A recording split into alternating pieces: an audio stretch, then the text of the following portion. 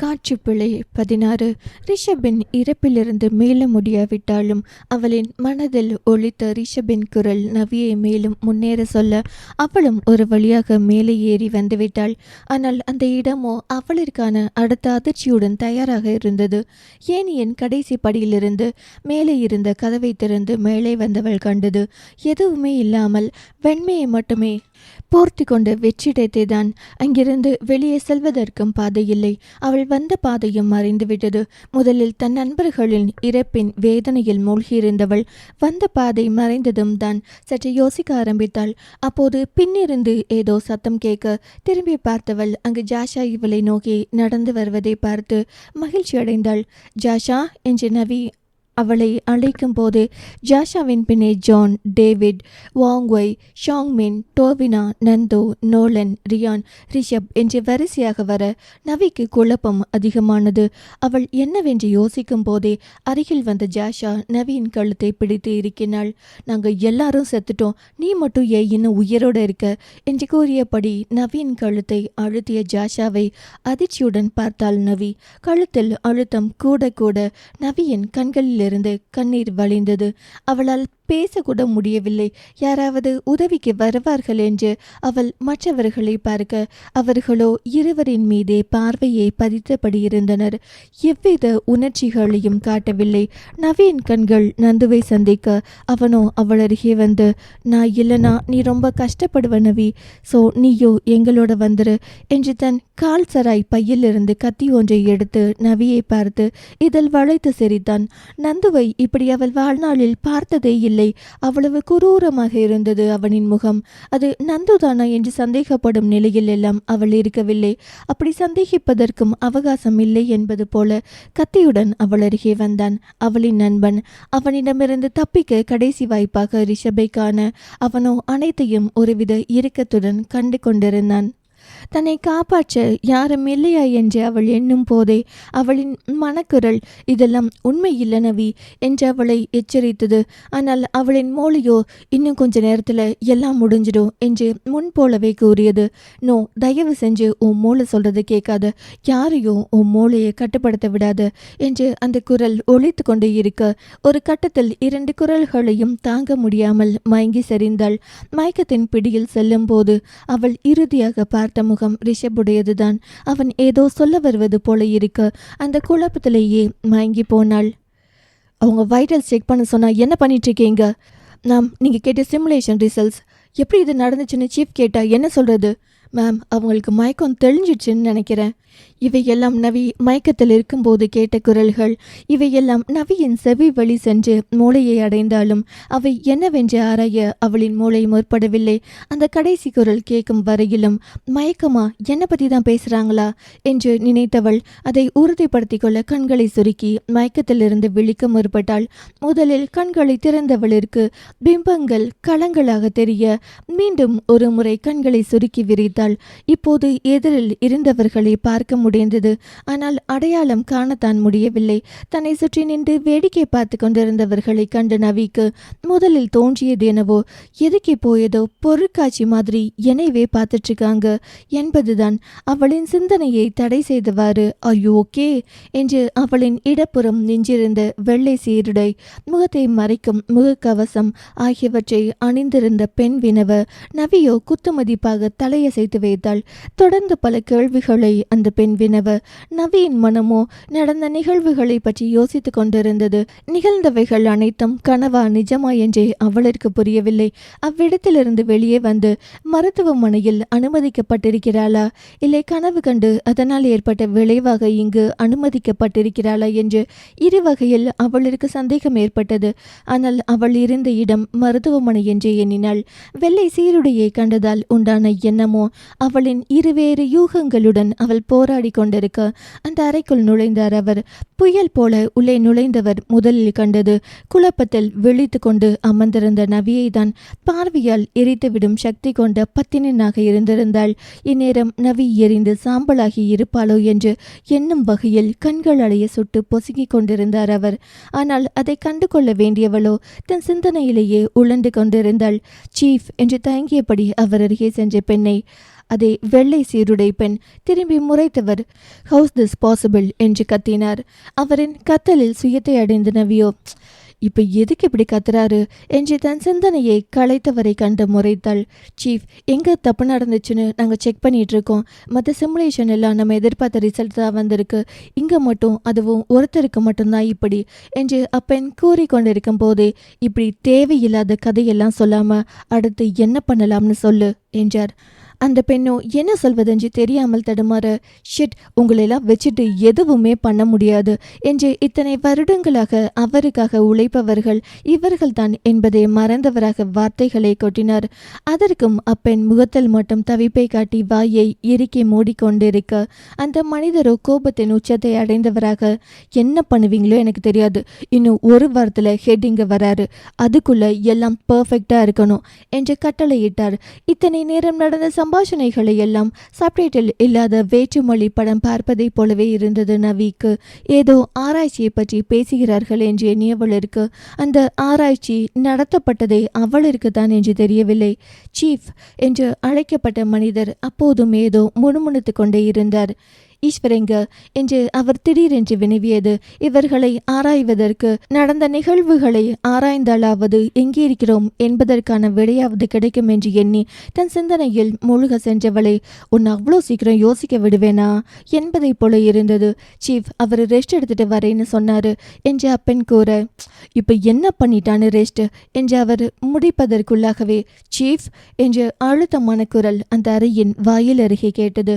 மீண்டும் தன் யோசனை களைத்த குரலை கேட்டு எரிச்சல் அடைந்தவளிற்கு அந்த குரலை இதற்கு முன்னரே கேட்டிருப்பதைப் போல தோன்றியது. வாயிலை மறைத்தபடி அந்த பெண் நின்றிருந்ததால் யாரென்று பார்க்க முடியாமல் இருந்தவள் உட்கார்ந்திருந்த இடத்தை விட்டு நகர்ந்து சற்று எட்டி பார்த்தாள். அப்படி பார்த்தவளின் கண்கள் பார்வைக்கு உட்பட்டவனிலேயே நிலைத்திருக்க அவளின் இதழோ மெல்ல மெல்ல அசைந்து ரிஷப் என்று அவனின் பெயரை உச்சரித்தது. அதே சமயம் அந்த சீஃப், வா வா ஈஸ்வர், உன்னதான் தேடிட்டு இருந்தேன் என்று ஆர்ப்பாட்டமாக வரவேற்றார். ரிஷபாகவும் ஈஸ்வராகவும் வெவ்வேறு பெயர்களால் அறியப்பட்ட ரிஷபேஸ்வரன் அந்த அறைக்குள் நுழைந்தான். நவி அவனின் ஒவ்வொரு அசைவையும் பார்த்து கொண்டுதான் இருந்தாள். அவள் மனதில் எக்கச்சக்க எண்ணங்கள் படையெடுக்க கிளம்ப அவற்றை சமாளிப்பதை காட்டிலும் அவனை பார்வையிடுவதற்கே முன்னுரிமை கொடுத்தாள். அவளின் கண்களுக்கு அவனின் அழுத்தம் கூடியது போல இருந்தது. முன்னிருந்த சிநேகபாவம் அவன் முகத்தில் தேடி பார்த்தாலும் கிடைக்கவில்லை. மற்றபடி கூர்மையான கண்கள், சிரிப்பில்லாத இதழ்கள் என்று எதுவும் மாறவில்லை. தன்னை ஒருத்தி அளவிடுவது தெரியாமலோ இல்லை தெரிந்தோ அவள் பக்கம் திரும்பி கூட பார்க்கவில்லை. உள்ளே நுழைந்ததும், என்னை பற்றி என்ன பேசிட்டு இருந்தீங்க சீஃப் என்று அமர்த்தலான குரலில் பேசினான்.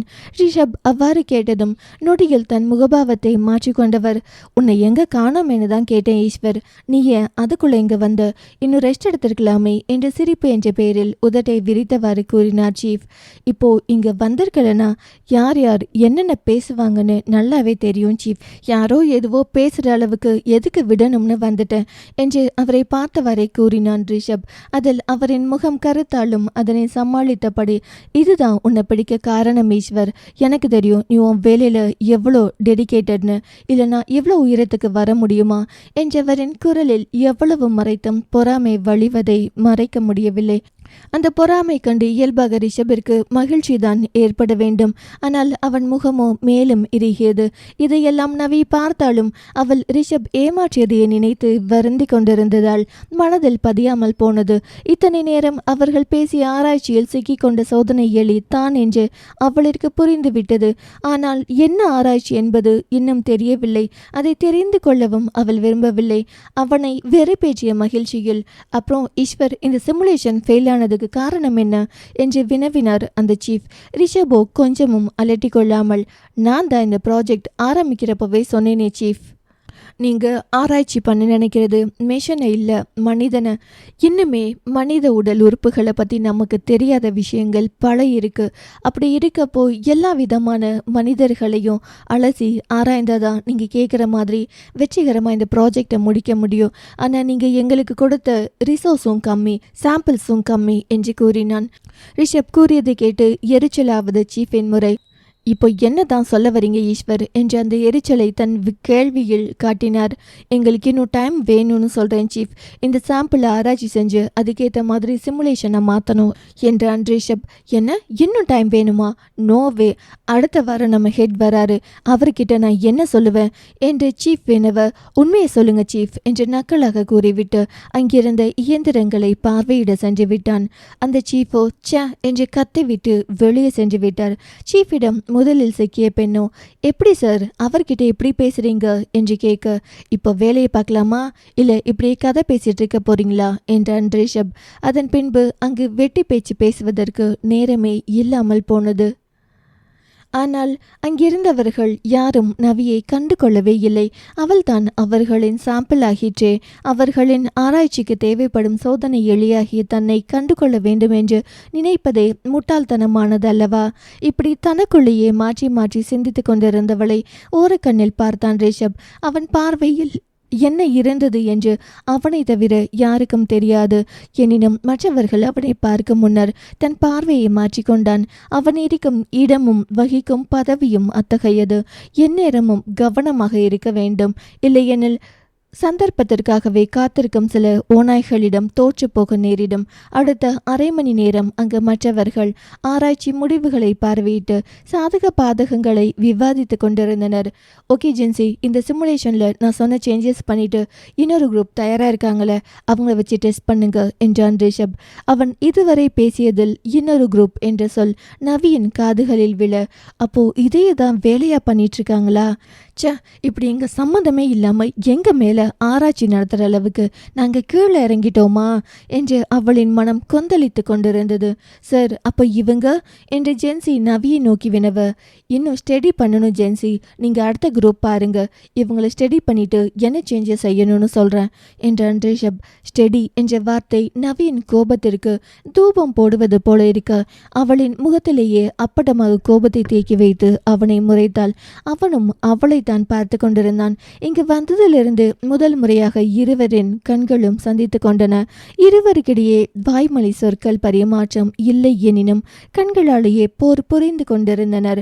ஆரம்பித்தது என்னவோ நவிதான். இருவரின் வாய்மொழி பரிமாற்றங்களை வாய் திறந்து பார்த்து கொண்டிருந்த ஜென்சி, சார் அவங்கள டார்முக்கு கூட்டிட்டு போகணும் என்றால், நீங்க இங்கிருந்து வேலையை பாருங்க ஜென்சி, எனக்கு அங்கே ஒரு வேலை இருக்கு, ஸோ நானே கூட்டிட்டு போறேன், அண்ட் போற வழியில ஸ்டடி பண்ணவும் நேரம் இருக்கும் என்று ஜென்சியிடம் கூறினாலும் பார்வை அனைத்தும் நவியிடம்தான். நவியோ கோபத்தின் அடுத்த கட்டமாக பல்லை கடிக்க, ரிஷபோ அவளின் கோபத்தினால் சிறிதும் பாதிக்கப்படாதவனாக, மிஸ் கிருஷ்ணவி போலாமா என்றான். நவி அவனின் மீது கோபத்தில் இருந்தாலும் அவன் கூப்பிட்டதும் சென்றாள். ஏனெனில் இப்போது அவர்களுடன் போராடும் அளவிற்கு அவளின் உடல்நிலையும் இல்லை, அவளின் மனநிலையும் இல்லை.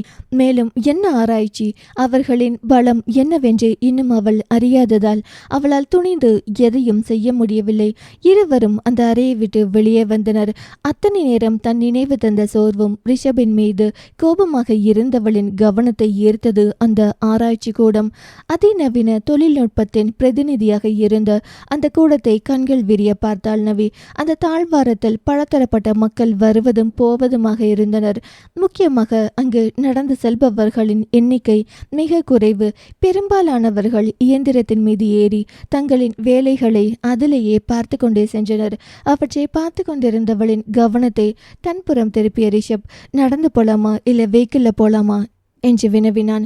பலியாடு மாதிரி கூட்டிட்டு போறதுக்கு இப்படி ஒரு கேள்வி வேறையா என்று நவி முணுமுணுத்தது அவன் இருக்கும் கேட்டது. அதன் பின்பு எதுவும் பேசாமல் இருவரும் நடந்தனர். தங்களை கடப்பவர்கள் அவனிற்கு மரியாதை செய்யும் விதமாக தலையசைத்து செல்வதிலேயே அவன் பெரிய பதவியில் இருப்பவன் என்பது புரியத்தான் செய்தது நவிக்கு. அவன் எல்லாத்தையும் முதல் நாள் சொன்னப்பவே யோசிச்சிருக்கணும். அப்பெல்லாம் நல்லவன் வல்லவன் பாராட்டிட்டு தானே இருந்த என்று அவளின் மனசாட்சி இடித்து கூறியது. எப்படியெல்லாம் எமோஷ்னலாக பேசி ஏமாத்தியிருக்கான் என்று நவி மனதிடம் புலம்பிக் கொண்டே ஒரு கண்ணில் அவனை முறைத்தாள். அவள் முறைப்பது தெரிந்தாலும் அதை கண்டு கொண்டதைப் போல காட்டிக்கொள்ளவில்லை. ஆனா அவன் தானே உன்னை கடைசியாக காப்பாத்தனா என்று அவளின் மனசாட்சி மீண்டும் கூற, அவனுக்கு என்ன தேவையோ, இப்போ எதுக்கு அந்த சீட்டுக்கு ஆதரவாக பேசிட்டு இருக்க என்று அவளின் மனசாட்சியை திட்டவும் செய்தாள். அத்தனை நேரம் அமைதியாக இருந்த ரிஷப், இவ்வளோ நடந்ததுக்கு அப்புறமும் நீ என்னை நம்பி என் கூட வர்றது ஆச்சரியமாக தான் இருக்கு. என்று வேண்டுமென்றே அவளை வெறுப்பேற்றினான். அதை கேட்டதும் நவியோ, நானே சும்மா இருந்தாலும் இவன் என்ன சும்மா இருக்க விட மாட்டான் போல என்று மனதிற்குள் நினைத்து அவனை திட்ட போகும்போது, ஈஸ்வர் இங்கே என்ன பண்ணிட்டு இருக்க என்று அங்கு வந்தார் சீஃப். பேச்சு ரிஷபிடம் பார்வை மொத்தமும் நவியின் மீதுதான். அவர் வந்ததும் கோபத்தை தனக்குள்ளே புதைத்து கொண்டு நிர்மலமான முகத்துடன் நின்றிருந்தாள் நவி. யாரிடமும் எதையும் வெளிப்படுத்தினால் அதை தனக்கு எதிராக உபயோகித்து விடக்கூடும் என்பதில் தெளிவாக இருந்தாள். ஸ்டடி பண்ணிட்டு இருக்கேன் சீஃப் என்று இப்போதும் அதை நக்கல் தொனியில் கூறினான் ரிஷப். மீண்டும் எரிச்சல் அடைந்த சீஃப் ஏதோ சொல்ல வரும்போது, இங்க என்ன பிரச்சனை பிரசாத் என்றபடி வந்தார் டேனியல். சீஃப் என்று மற்றவர்களால் அழைக்கப்படும் பிரசாத்திற்கும் மேலதிகாரி. அவரிடம் சற்று பம்மிய பிரசாத், அது இன்னும் ப்ராஜெக்ட் மிஸ்டீரியோ முடியல, அதான் அதை பற்றி விசாரிச்சுட்டு இருந்தேன் டேனி என்றார் பிரசாத். மிஸ்டீரியோ என்ற பேரை கேட்டதும் தன்னை அறியாமலே திரும்பி ரிஷபை கண்டாள் நவி. அடப்பாவி, அதான் அப்பவே வெல்கம் டு மிஸ்டீரியோன்னு சொன்னியா என்று மனதிற்குள் கூறினாள். நானே கேட்கணும்னு நினச்சேன் ஈஸ்வர், இன்னும் எவ்வளோ நாள் ஆகும் என்று ரிஷபிடம் வினவினார் டேனியல். எதனால் ஃபெயில் ஆச்சுன்னு அனலைஸ் பண்ணணும் சார், அதுக்கு ஃபஸ்ட்டு சாம்பிளை டீட்டெயிலாக ஸ்டடி பண்ணணும் என்றான் ரிஷப். ஓகே, கேரி ஆன், எவ்வளோ சீக்கிரம் முடிக்கிறீங்களோ அவ்வளோ நல்லது. அண்ட் அடுத்த வாரம் நம்ம ஹெட் வரப்போ அவருக்கு எக்ஸ்பிளைன் பண்ணுறதுக்கு ரெடியாக இருங்க என்று கூறிவிட்டு டேனியல் செல்ல அவரின் பின்னே பிரசாத்தம் சென்றார்.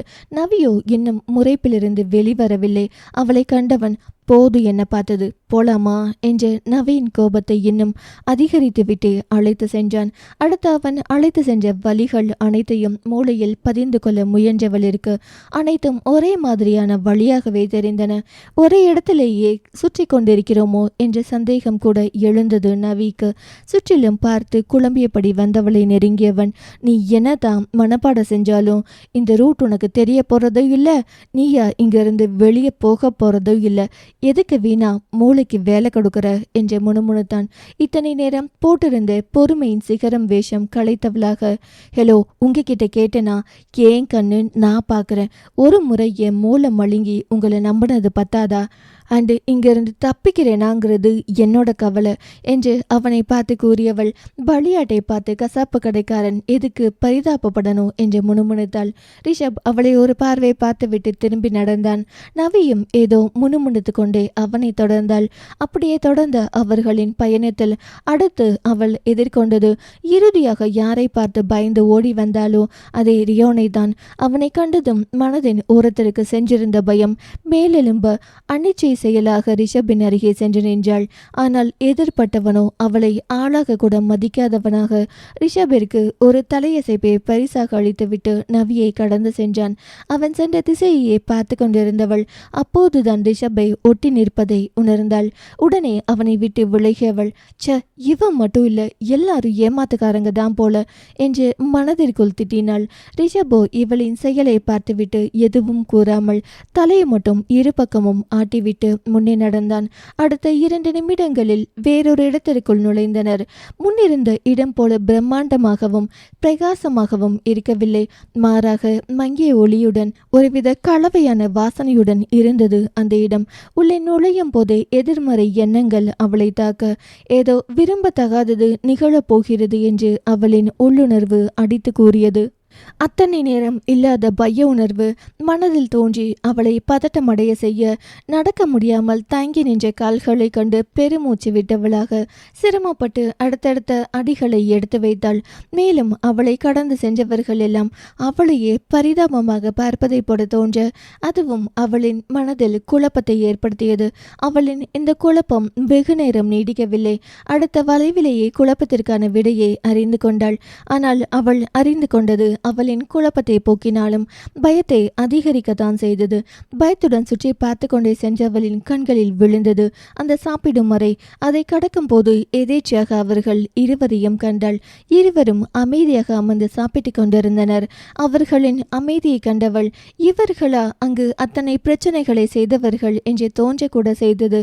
அவர்கள் வேறு யாருமல்ல, ஜான் மற்றும் டேவிட் தான். அவர்கள் தானா இல்லை வேறு யாருமா என்று உறுதிப்படுத்திக் கொள்ள இருவர் இருவரையும் தலை முதல் கால் வரை அலசி ஆராய்ந்தாள். அப்போதுதான் அந்த சாம்பல் வண்ண சட்டையில் 323, 324 என்ற எண்கள் அச்சிடப்பட்டிருப்பதை உணர்ந்தாள். சட்டென்று தன்னையும் குனிந்து பார்த்தாள். அவளின் உடையிலும் 333 என்ற எண் அச்சிடப்பட்டிருந்தது. அதை கண்டவள் ஒரு பெருமூச்சுடன் அந்த அறையை கடந்தாள். அடுத்த 2 அடிகள் வைத்ததும் அங்கிருந்த இருவர் பேசியது இவளின் காதில் விழுந்தது. நேத்து பார்த்த அந்த சீன ஜோடி இறந்துட்டாங்களாமே, உண்மையா? யார சொல்ற? அந்த மென்டலி பாதிக்கப்பட்ட கபில்ஸா? அந்த பொண்ணு பேர் கூட ஷாங் மின்னோ. அதான் நேத்தே சொன்னேன்ல, அவங்க கண்டிஷன் சரியில்லைன்னு. இதை கேட்டதும் நவியின் பயம் மேலும் அதிகரிக்க துவங்கியது. அவர்கள் கூறியதிலிருந்தே வாங்குவை மற்றும் ஷாங் மின்னை பற்றி தான் பேசுகின்றனர் என்பதை நன்கு உணர்ந்தாள் நவி. அப்போது இதெல்லாம் ஹை கான்ஃபிடென்ஷியல்னு தெரியாதா? இப்படி தான் டிஸ்கஸ் பண்ணிட்டு இருப்பீங்களா என்று ரிஷப் சம்பந்தப்பட்டவர்கள் இருவரையும் திட்ட அவர்கள் மன்னிப்பு கேட்டுக் கொண்டிருந்தனர். அவர்களை எச்சரித்து அனுப்பிய ரிஷப் நவியை காண அவளோ ச என்று திரும்பிக் கொண்டாள். அவளின் மனம் சமாதானம் அடையவே இல்லை. இப்படி ஆராய்ச்சிக்காக மனித உயிர்களை பலியிடுவதை அவள் இதுவரை கேள்விப்பட்டுதான் இருக்கிறாள். இப்போதுதான் அதை நேரடியாக பார்க்கிறாள். எவ்வளோ நேரம் இங்கே நிற்கிறதா உத்தேசம் என்று ரிஷப் வினவ அவனை வேண்டா வெறுப்பாக பின்தொடர்ந்தாள். அவளின் மனதில் திடீரென்று நந்துவின் நினைவும் வந்தது. ஜான், டேவிட், வாங்வை, ஷாங்மின், என் ரியானை கூட அவள் பார்த்தாளே. அப்போது நந்துவும் இங்கு இருப்பதாக தானே அர்த்தம். ஒரு புறம் அவன் இருக்கவில்லை என்று நிம்மதியடைந்தாலும் மறுபுறம் இங்கு என்னென்ன கொடுமைகளை அனுபவிக்கிறானோ என்ற வேதனையும் ஏற்பட்டது. நந்துவை பற்றி ரிஷபிடம் வினவலாமா என்று அவள் யோசிக்கும் போது யாரோ அவளை பக்கவாட்டிலிருந்து பிடித்து இழுத்து ப்ளீஸ் என்னை விட சொல்லுங்க, வலிக்குது என்று அலற திரும்பி பார்த்தவள் திகைத்து நின்றாள். அங்கு ஆளே மாறி போய் நின்றிருந்தாள் டோவினா. அவள் பெரிதாக நினைக்கும் அழகோ அதற்காக அவளிடம் கொட்டி கொடுக்கும் கர்வமோ இல்லாமல் பார்ப்பதற்கே பரிதாபமான தோற்றத்தில் கிட்டத்தட்ட பைத்தியம் போல இருந்தவளை கண்டவளிற்கு இன்னும் மனம் பாரமாகி போனது. அதற்குள் டோவினாவை பார்த்து கொள்பவர் அவளை அறைக்குள் இழுத்திருக்க இங்கு நவியை ரிஷப் அழைத்து கொண்டு சென்றிருந்தான். இப்போது மீண்டும் நந்துவின் நினைவு வர ஒவ்வொரு இடமாக தேண்டிக் கொண்டே வந்தாள். எங்காவது அவனை பார்த்துவிட மாட்டோமா என்றிருந்தவளை ஒரு அறைக்குள் அழைத்து சென்ற ரிஷப் இதுதான் உன்னோட ரூம் என்றான். அத்தனை நேரம் அவன் மேலிருந்த கோபத்தை கூட கைவிட்டவளாக நந்து எங்கே இருக்கான்? அவனை நான் பார்க்கணும் என்றாள். ரிஷபோ அவள் அருகே வந்து இருக்கான் என்று கூறிவிட்டு வெளியே சென்றுவிட அந்த அறையின் கதவு வெளியிலிருந்து அடைக்கப்பட்டது. செல்லும் அவனின் முதுகையை வெறித்து கொண்டிருந்தவள் இருக்க கையில் ஏதோ அகப்பட கையை திறந்து பார்த்தவள் திகைத்தாள். அத்தியாயம் 17. நவி நந்துவை பற்றி வினவ ரிஷபோ இருக்கான் என்று மட்டும் கூறிவிட்டு செல்ல அவனின் முதுகை தான் வெறித்து கொண்டிருந்தாள் அவள். அப்போது அவளின் கையில் ஏதோ காகிதம் போன்று தென்பட அதை கண்டு திகைத்தவள் காகிதத்தை பிரித்தாள். அதில் think twice before you react, இருமுறை யோசித்த பின் எதிர்வினையாற்றி என்று எழுதியிருக்க அதை கண்டவள் மேலும் சலித்து கொண்டாள். பஞ்சதெல்லாம் பண்ணிட்டு இப்போ அட்வைஸ் வேற என்று முணுமுணுத்தாள். என்ன தான் சலித்து கொண்டாலும் அவன் கூறியதையும் முழுதாக மறுக்க முடியாமல் இனி முகபாவங்களை மாற்றும் பொழுது கூட கவனமாக இருக்க வேண்டும் என்று எண்ணிக்கொண்டாள். அதன் பின்னும் அவளின் மனம் நந்துவை நினைத்தே கவலைப்பட அப்போது அவளின் அறையின் கதவு திறக்கப்பட்டது. கட்டிலில் அமர்ந்திருந்தவள் யார் என்று பார்க்க பார்வையை மட்டும் திருப்ப அவளின் பார்வை வட்டத்திற்குள் விழுந்தவளை கண்டு அதிர்ந்துதான் போனாள். உள்ளே வந்தவளின் கூர் பார்வையை கண்ட நவியால் நிச்சயம் இந்த பார்வை எதிரில் நிற்பவர்களின் இதயத்தை ஊடுருவும் ஆற்றல் பெற்றது என்பதை உணர முடிந்தது. அந்த ஊடுருவலை தடுப்பதற்காகவென்றே அந்த கண்ணாடியை அணிந்திருப்பாளோ என்ற சந்தேகமும் உண்டானது. அது மட்டுமா, அவள் நின்றிருந்த தோரணையை இந்த வேலைக்கு அவள் புதிதல்ல என்பதை பறைசாற்றியது. மேலும் அவளின் நடையே அவளின் அபரிமிதமான தன்னம்பிக்கையை பிரதிபலித்தது.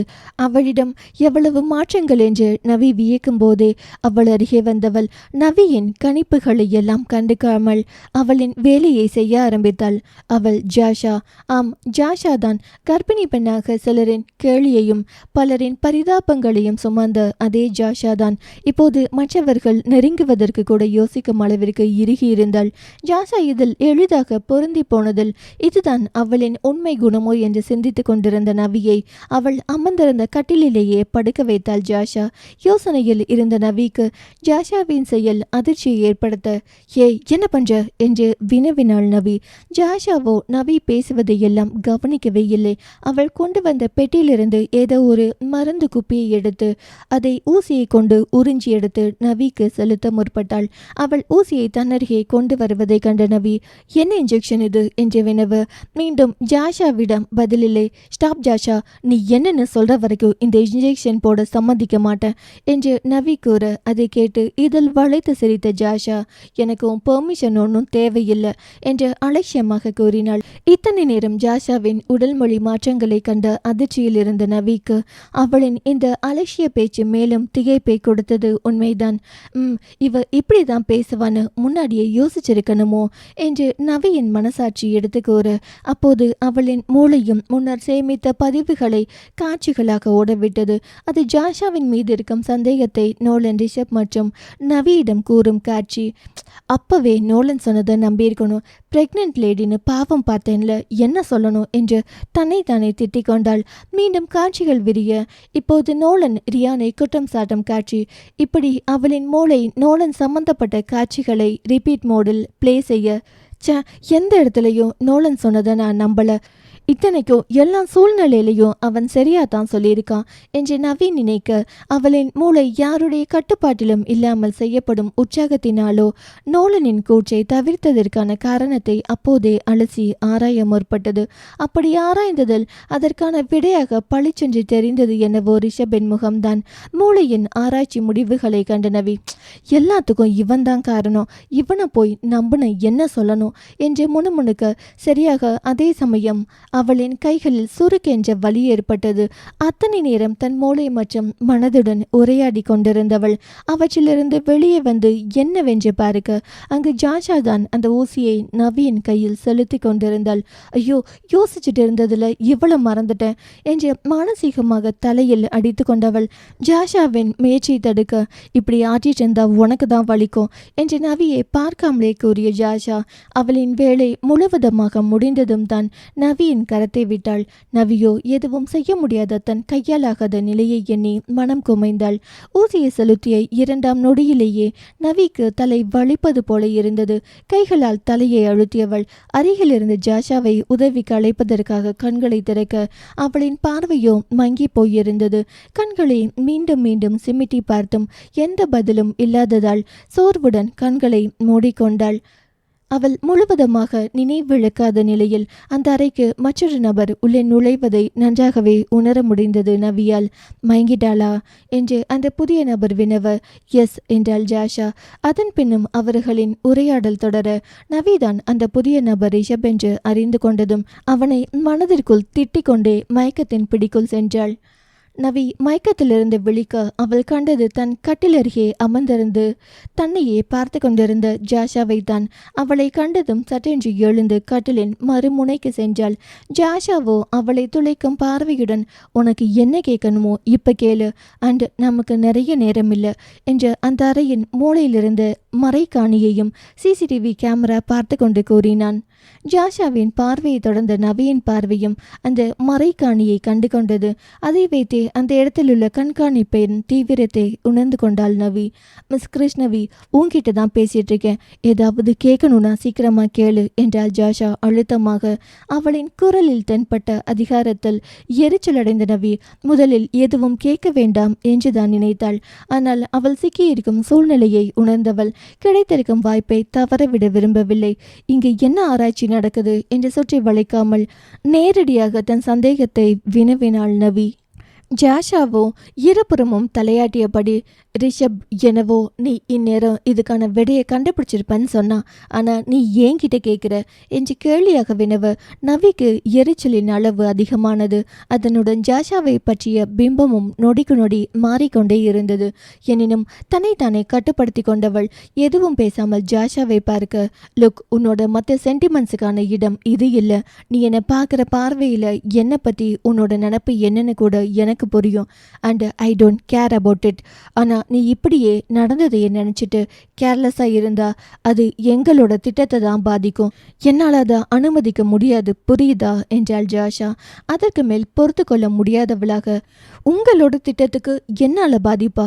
அப்போ அப்படிதான் கேர்லெஸ்ஸாக இருப்பேன். ஒருத்தரோட ஒப்புதலை இல்லாமல் அநியாயமா அவங்க மேலே ஆராய்ச்சி செய்கிற உங்களுக்கு நான் உதவி பண்ணணுமா?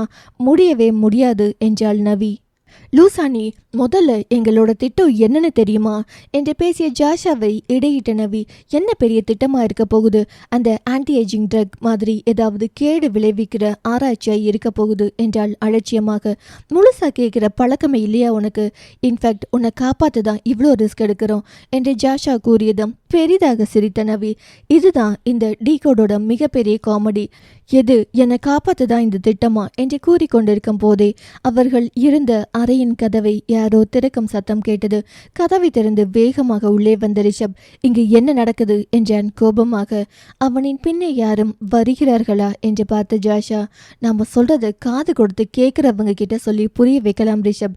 என்ன சொல்றோம்னு கேட்காமலே பேசுறவங்க கிட்ட என்னத்தை பேச என்று ஜாஷா நவியை பற்றி ரிஷபிடம் கூறினாள். அந்த சோ கால்டு திட்டத்தில் இவனும் கண்டிப்பா இருப்பான் என்று ரிஷபையும் ஒரு பார்வையை பார்த்து திரும்பிக் கொண்டாள் நவி.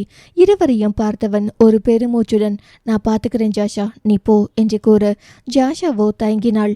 அவளின் தயக்கத்திற்கான காரணத்தை புரிந்து கொண்டவனாக, நான் சமாளிச்சுக்கிறேன், ரியானை மட்டும் கேர்ஃபுல்லா மானிட்டர் பண்ண சொல்லு என்று கூறி ஜாஷாவை அனுப்பினான். ஜாஷா சென்றதும் ஒரு முறை வெளியே பார்த்துவிட்டு வந்த ரிஷப் அறைக்குள் வந்ததும் கதவை அடைத்தான். நவி, ஜாஷா சொன்ன மாதிரி நாங்கள் உன்னை காப்பாற்ற தான் நினைக்கிறோம், உன்னை மட்டும் இல்லை இந்த உலகத்தையே காப்பாற்ற நினைக்கிறோம் என்று ரிஷப் கூற அவனை அப்படியா என்று பார்த்து வைத்தாள் நவி. உஃப் நவி, என்ன சொன்னா நீ ஒத்துக்கவன்னு சொல்லு என்று ரிஷப் இறங்கி வர நவியோ, லுக் ரிஷப், நீங்க அடிச்சு விட்ட பொய்யெல்லாம் நம்பிக்கிட்டு இருந்த பழைய நவி இல்லை, அண்டு நீங்க என்னை காப்பாற்றவும் வேணாம் என்று முகம் திருப்பினாள். நவி ப்ளீஸ் புரிஞ்சுக்கோ, இந்த இடம் நீ நினைக்கிறத விட ஆபத்தானது. உன்னால தனியா இங்க இருந்து எஸ்கேப் ஆக முடியாது. அதுவும் உன் ஃப்ரெண்டு அவங்க கிட்ட மாட்டிட்டு இருக்க இந்த நேரத்துல அவனை வச்சே உன்னை கார்னர் பண்ணுவாங்க. ஸோ நான் சொல்றத கொஞ்சம் பொறுமையா கேளு. அதுக்கப்புறம் நான் சொல்றது பொய்யை நீ நினைச்சா I will step away from you என்றான் ரிஷப். அவன் குரலில் இருந்த மன்றாடுதல் ஏனோ இத்தனை நேரம் வீம்பாக இருந்த நவியை கரைத்தது. அவன் சொல்றதும் ஓகேவா தான் இருக்கு, என்னத்த சொல்றான்னு கேட்டுட்டு அப்புறம் முடிவு பண்ணிப்போம் என்று யோசித்தபடி அமைதியாக இருந்தவளை நோக்கிய ரிஷப், தேங்க்ஸ் நவி என்றான். நான் இன்னும் ஓகே சொல்லவே இல்லையே என்று கண்களை சுருக்கி அவனை பார்க்க அவனோ கிடைத்த வாய்ப்பை தவற விடாதவனாக பேச ஆரம்பித்தான். நவி, முதல்ல உனக்கு இங்க என்ன ரிசர்ச் பண்றாங்கன்னு தெரியணும். நடந்ததை வச்சு நீயா கெஸ் பண்ணியிருப்பேன்னு நினைச்சேன், ஆனா அந்த ஷாக்கில் இருந்து வெளியே வர உனக்கு இவ்வளோ நேரம் எடுத்திருக்கு என்று நவியை காண அவளோ இதற்கும் அவளிற்கும் எந்த சம்பந்தமும் இல்லை என்பது போல எதிரிலிருந்து சுவரை வெறித்திருந்தாள். பார்வை அவனிடம் இல்லை என்றாலும் அவன் கூறியதை பற்றியே சிந்தித்து கொண்டிருந்தாள். ஜாஷா கூட இப்படி தானே சொன்னா, என்னால் கண்டுபிடிக்க முடிஞ்சிருந்தோ கண்டுபிடிக்கலைங்கிற மாதிரி. அப்படி என்ன ரிசர்ச்சா இருக்கும் என்று யோசித்தவளின் மூடையில் சற்றென்று அந்த வார்த்தை மின்னி மறைந்தது. பிரெயின் ஹேக்கிங் என்று நினைத்த மாத்திரத்தில் அதை முணுமுணுக்க, எஸ், மனிதனோட மூளையை கட்டுப்படுத்துகிற ஆராய்ச்சி தான் இங்கே நடக்குது என்றான் ரிஷப். அவன் கூறியதை கேட்டு அதிர்ந்த நவி ரிஷபை பார்த்து, மனுஷங்களோட மூளையை கட்டுப்படுத்துறது சாத்தியமா என்று வினவியவள். பின்னர் அவளே, அந்த இடத்துல மூளையை கட்டுப்படுத்துறாங்கன்னு நீங்க சொன்னது கூட பொய்ன்னு நினச்சேன். அந்த மாதிரி மெமரிஸ் எங்கள் மூளைக்குள்ளே ஃபீட் பண்ணியிருக்கீங்கன்னு தான் இவ்வளோ நேரம் நினச்சிட்டு இருந்தேன் என்று அதிர்ச்சியாக கூறினாள். முழுசாக கட்டுப்படுத்த முடியலைனாலும் கொஞ்ச நேரத்துக்கு கட்டுப்படுத்த முடியும். அந்த கொஞ்ச நேரங்கிறத சரியாக யூகிச்சு கட்டுப்படுத்தினா அவங்கள வச்சு என்ன வேணும்னாலும் செய்யலாம். ப்ளஸ் ஏதாவது ஒரு விஷயத்துக்கு மேலே ரொம்ப அடிக்டாக இருந்தாங்கன்னா அவங்க மூளையை கட்டுப்படுத்துறது சுலபம் என்றான் ரிஷப். மூளையை கட்டுப்படுத்துறது தான் உங்கள் ஆராய்ச்சினா ஏன் அந்த மாதிரி இடத்துக்கு அனுப்பணும் என்று நவி வினவினாள். ஒருத்தரோட மூளையை கட்டுப்படுத்தணும்னா உங்களை மாதிரியே அவரை கடத்தி வந்து ப்ராசஸ் பண்ணலாம். ஆனால் இங்கே நடக்க போகிறது பெரிய லெவலில், அதாவது ஒரு நாட்டில் இருக்க மக்களை கட்டுப்படுத்துறது மாதிரி. சொல்லப்போனால் பயோவாருக்கு அப்புறம் இதுதான் அடுத்த கட்டமாக அமைய போகுது, சைக்காலஜிக்கல் என்றான் ரிஷப். வாரா என்று திகைத்த நவி சிறிது நேரத்திலேயே சுயத்தை அடைந்து, ஆனால் அத்தனை பேரோட மூளையை கட்டுப்படுத்துறது எப்படி சாத்தியம் என்று தான் சந்தேகத்தை வினவினாள். மூளையை கட்டுப்படுத்த நாங்கள் ஏற்கனவே நானோ ரோபோட்ஸ் உருவாக்கி இருக்கோம். அது அவங்களோட மூளைக்குள்ளே போனதும் அவங்களோட எமோஷன், டெசிஷன், பிஹேவியர்னு எல்லாத்தையும் மானிட்டர் பண்ணி ஒரு அல்காரிதம் மாதிரி ஜென்ரேட் பண்ணும். வெவ்வேறு சூழ்நிலைகளில் அவங்களோட ஆக்டிவிட்டீஸை கண்காணிச்சா ஒரு விஷயத்துக்கு அவங்க எப்படி ரியாக்ட் பண்ணுவாங்கன்னு கெஸ் பண்ண முடியும். ஸோ இந்த தகவல்களை எல்லாம் மானிட்டர் பண்ணி சூப்பர் சர்வருக்கு அனுப்பி வைக்கும் அந்த நானோ ரோபோட்ஸ். அதை வச்சு அவங்கள எப்படி உபயோகிக்கலாம்னு அந்த சூப்பர் சர்வர் ஆக்சஸ் உள்ளவங்க தீர்மானிப்பாங்க. சப்போஸ் உன்னோட மூளையை கட்டுப்படுத்தணும்னு நினச்சா உன்னோட மூளைக்குள்ளே இருக்க நானோ ரோபோட்ஸுக்கு தகவல் சொல்லிட்டா உன் மூளையிலேருந்து போகிற சிக்னலுக்கு பதிலாக அந்த ரோபோட்ஸே வேறு சிக்னல் அனுப்பிடும். உதாரணத்துக்கு சூடான பாத்திரத்தை தொட்டது உன் மூளை அதுக்கு ரியாக்ட் பண்ணுற விதமாக கையை எடுக்க சொல்லும். அந்த கையை எடுங்கிற சிக்னலுக்கு பதிலாக அந்த பாத்திரத்தை தொடர்ந்து பிடிச்சிக்கிட்டே இருங்கிற சிக்னல் வந்துச்சுன்னா எவ்வளோ சுட்டாலும் அந்த பாத்திரத்திலிருந்து உன் கையை எடுக்க மாட்ட. இங்கே பாத்திரத்தை பிடிங்கிற சிக்னலை மாற்றி விடுற வேலையை ரோபோட்ஸ் பார்த்துக்கும் என்று விளக்கினான். இதை கேட்டவள் அதிர்ச்சியில் வாய்ப்பிழக்க, நான் இப்போ சொன்னது சின்ன எக்ஸாம்பிள் தான். நம்ம உலகத்தோட சூப்பர் பவர் நாடுகளில் எத்தனையோ அணு ஆயுதங்கள் இருக்குன்னு உனக்கு தெரியும்னு நினைக்கிறேன். அதை மேனேஜ் பண்ணுறவனோட மூளையை ஒரே நிமிஷம் கட்டுப்படுத்தினா போதும், அடுத்த நிமிஷத்திலிருந்து எத்தனையோ நாடுகளோட அழிவுகளை பார்க்கலாம் என்றான். ரிஷப் கூறியதை நினைத்து பார்த்தவளிற்கு உடம்பெல்லாம் நடுங்கியது. இது தப்பு தானே ரிஷப், சர்வதேச சட்ட திட்டங்களுக்குள்ள இது வராது தானே என்றாள் நவி. இது மற்ற கண்டுபிடிப்புகள் மாதிரி வெளி உலகத்துக்கு தெரிய போகிறதே இல்லை. இன்ஃபேக்ட் இது ரிலீஸ் ஆக போகிறதே வெர்ச்சுவல் ரியாலிட்டி கேம்ஸ் மூலமாக தான் என்று அடுத்த அதிர்ச்சியை கொடுத்தான். வாட், வெர்ச்சுவல் ரியாலிட்டி கேம்ஸ் மூலமாவா? அப்போது நமக்கு நடந்ததும் வெர்ச்சுவல் ரியாலிட்டி தானா? அந்த இடமெல்லாம் உண்மை இல்லையா என்று நவி வினவ ரிஷப் அதை ஆமோதித்தான். இந்த கேம் விளையாட இதுக்கு முன்னாடி இருந்த மாதிரி பெரிய கண்ணாடியெல்லாம் தேவையில்லை, சின்ன லென்ஸ் போதும். இப்படி தான் இதை விளம்பரப்படுத்த போகிறாங்க என்றான். ஸோ அந்த லென்ஸ் வழியாக தான் நானோ ரோபோட்ஸ் அவங்க மூளைக்குள்ளே போகுமா என்று நவி சரியாக வினவினாள். மேலும் எதுக்கு கேமிங் ஆப்ஷன் சூஸ் பண்ணியிருக்காங்க என்றால், முன்னாடி சொன்ன மாதிரி ஒருத்தர் ஏதோ ஒன்று மேலே அடிக்டாக இருந்தால் அவங்க மூளையை சுலபமாக கட்டுப்படுத்தலாம். புகை, போதை இது மாதிரி அடிக்ஷனாக இருந்தால் வேறு மாதிரி பிரச்சனைகள் வர வாய்ப்பு இருக்குது. அதுதான் கேமிங் அடிக்ஷன் சூஸ் பண்ணியிருக்காங்க. இன்றைக்கி தேதியில் உலகத்தில் இருக்க முக்கால்வாசி பேர் இது மாதிரி விளையாட்டுகளில் ஆர்வம் காட்டிகிட்டு இருக்காங்க. அவங்க இதுக்கு அடிக்ட் இல்லைனாலும் ஒரு முறை இதை விளையாடினா கூட போதும், அந்த நானோ ரோபோட்ஸ் அதுங்களை வேலையை செய்ய ஆரம்பிச்சிடும் என்றான். நீங்கள் சொல்கிற மாதிரி ஆப்போசிட் நாடுகளுக்கு இது எவ்வளோ பெரிய ஆபத்தை விளைவிக்கும் என்று கவலையுடன் நவி கூற, அவங்களும் இதை உருவாக்க முயற்சி பண்ணிட்டு தான் இருக்காங்க நவி. யாருக்கு இந்த முயற்சியில் முதல்ல வெற்றி கிடைக்குதோ அவங்க தான் இந்த உலகத்தோட அடுத்த சூப்பர் பவர். இதுக்காகவே 2 மாகாணங்களுக்கு இடையே பயங்கர போட்டி நடக்குது. இந்த முயற்சியில் அரசாங்கம் மட்டுமில்லை, பல தீவிரவாத அமைப்புகள், மாஃபியா குழுக்கள், டார்க் வெப்னு ஏகப்பட்டவை போட்டிக்கு இருக்கு. இதை கண்டுபிடிச்சு கொடுக்குறவங்களுக்கு அவங்க வாழ்நாளில் நினச்சி கூட பார்க்க முடியாத அளவுக்கு பணம், பொருள்னு எல்லாமே தரதா டார்க் வெப்ல விளம்பரப்படுத்த கூட செஞ்சிருக்காங்க என்றான். பொதுமக்களோட உயிர் அவ்வளோ சாதாரணமாக போயிடுச்சா என்று நவி புலம்ப, உயிரை எடுக்கிறது அவங்க நோக்கம் இல்லைன்னு நினைக்கிறேன் நவி. இதை வச்சு மற்ற நாடுகளையும் மாகாணத்தையும் பயம் காட்ட தான் நினைப்பாங்க. அணு ஆயுதங்கள் இருக்கிறதால மட்டும் அடுத்த உலக போர் நடந்துச்சா என்ன? இதுவும் அதே மாதிரி தான். நீ எனக்கு எதிராக ஏதாவது தப்பு செஞ்சா என்கிட்ட இருக்க ஆயுதங்களை நான் உபயோகிப்பேன்னு காட்டுறதுக்கு தான் பார்ப்பாங்க. அவங்களுக்கே தெரியும் இப்போ இதை ஆரம்பிச்சு வச்சுட்டா அடுத்தடுத்த பழி வாங்கன்னு எல்லா நாடுகளும் கிளம்பும் என்றான். அடுத்த சில நொடிகள் அமைதியில் கழிய நவிக்கு அப்போதுதான் ரிஷப் கூறிய, உன்னை காப்பாற்ற தான் நினைக்கிறோம் என்ற வரி நினைவிற்கு வந்தது. முன்னர் என்றால் ரிஷபின் மேல் உண்டான நம்பிக்கையற்ற நிலையினால் அதை தவிர்த்த நவிக்கு இப்போது ரிஷபிடம் பேசிய பின்னர் இதற்கான காரணத்தையும் அறிய வேண்டும் என்று நினைத்தாள். ரிஷப், என்னை காப்பாத்துன்னு சொன்னீங்களே அது என்று நவி இழுக்க, ஆமா நவி, உன்னை காப்பாற்று தான் நாங்கள் எல்லாரும் கஷ்டப்பட்டோம். நீ மறந்திருக்க மாட்டேன்னு நினைக்கிறேன். அந்த இடத்துல ஜான், நோலன், நந்துன்னு எல்லாரோட மூளையும் கட்டுப்படுத்தினாங்க. ஆனால் அவங்க யாராலையும் அங்கேருந்து தப்பிக்க முடியல. இன்ஃபேக்ட் அந்த இடத்துல இருந்து இது வரைக்கும் யாரும் வெளியே வந்ததில்லை உன்னை தவிர. நீயோ அந்த இடத்துலயே இறந்திருந்தா இங்க வந்ததோ உன்னை கொன்றுப்பாங்க என்று ரிஷப் கூற நவி குழம்பினாள். என்ன எதுக்கு கொல்லணும் என்று நவி வினவ. ஏன்னா நாங்க உனக்கு உதவி செஞ்சிருக்கலனா நீ அந்த இடத்துல இருந்து உயிரோட வெளியே வந்திருக்க மாட்ட. ஸோ அவங்கள பொறுத்தவரை ரிசர்ச் வெற்றிகரமா முடிஞ்சிருக்கும். அதுக்கு மேல நீ அவங்களுக்கு தேவைப்பட்டுக்கவும் மாட்ட என்று விளக்கினான் ரிஷப். இந்த காரணத்தை முதலில் கூறியிருந்தால் எப்படி எதிர்வினை ஆற்றி இருப்பாளோ. ஆனால் இப்போது ரிஷப் கூறியவற்றை எல்லாம் கேட்ட பிறகு அவளின் மனது அடித்து கொண்டது. இதை யோசிக்கும் போதே மீண்டும் அந்த சந்தேகம் ஏற்பட்டது. என்ன மட்டும் காப்பாற்ற நினைச்சிங்க ரிஷப் என்று நவி கேட்கும் போதே அந்த அறையில் உள்ள விளக்குகள் அணைந்து எரிந்தன. அதை பார்த்ததும் யாரோ இங்க வராங்க நவி, நீ மயக்கத்தில் இருக்கிற மாதிரியே இரு, கொஞ்ச நேரத்துக்கு அப்புறம் மயக்கத்திலிருந்து மொழிக்கிற மாதிரி எழுந்துக்கோ என்று கூறியவன் அங்கிருந்த மறைக்காணியை காட்டினான்.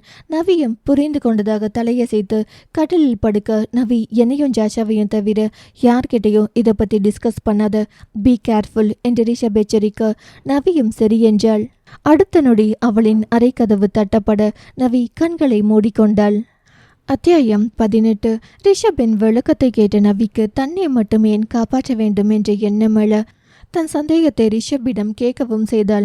அப்போது அவர்கள் இருந்த அறையை நோக்கி யாரோ வருகிறார்கள் என்பதை விளக்குகள் அணைந்து எரியும் சமிஞ்சையின் மூலம் அறிந்த ரிஷப் நவியை அதற்காக மயக்கத்தில் இருப்பதை போல படுக்க சொல்லியவன் சில பல எச்சரிக்கைகளையும் கூறினான். சில நொடிகளிலேயே அந்த அறை கதவு தட்டப்பட்டது. நவி ரிஷப் கூறியது போல படுத்துக்கொள்ள ரிஷப் கதவை திறந்தான். வெளியே டேனியலும் பிரசாத்தும் நின்றிருந்தனர். அவர்கள் இருவரின் முகபாவங்களையும் உடல் மொழிகளையும் வைத்து பிரசாத் தான் டேனியலை அழைத்து வந்திருக்க வேண்டும் என்பது தெளிவாக புரிந்தது ரிஷபிற்கு. எனினும் அதை வெளிக்காட்டிக் கொள்ளாமல் ஹே டேனி, எனி ப்ராப்ளம் என்று சாதாரணமாகவே கேட்டான். ஒண்ணுமில்லை ஈஸ்வர், ஜஸ்ட் நார்மல் விசிட் தான் என்று பிரசாத்தை ஒரு மாதிரி பார்த்தவாறே கூறினார் டேனியல். ஹோ வாங்க டேனி, இவ்வளோ நேரம் அவங்கள மயக்க நிலைக்கு கொண்டு போய் ஸ்டடி பண்ணிட்டு இருந்தேன் என்றான் ரிஷப். ஹோ ஓகே ஈஸ்வர், ஆனா ஏன் இப்படி திடீர்னு நம்ம சிமுலேஷன் மால் ஃபங்க்ஷன் ஆச்சு?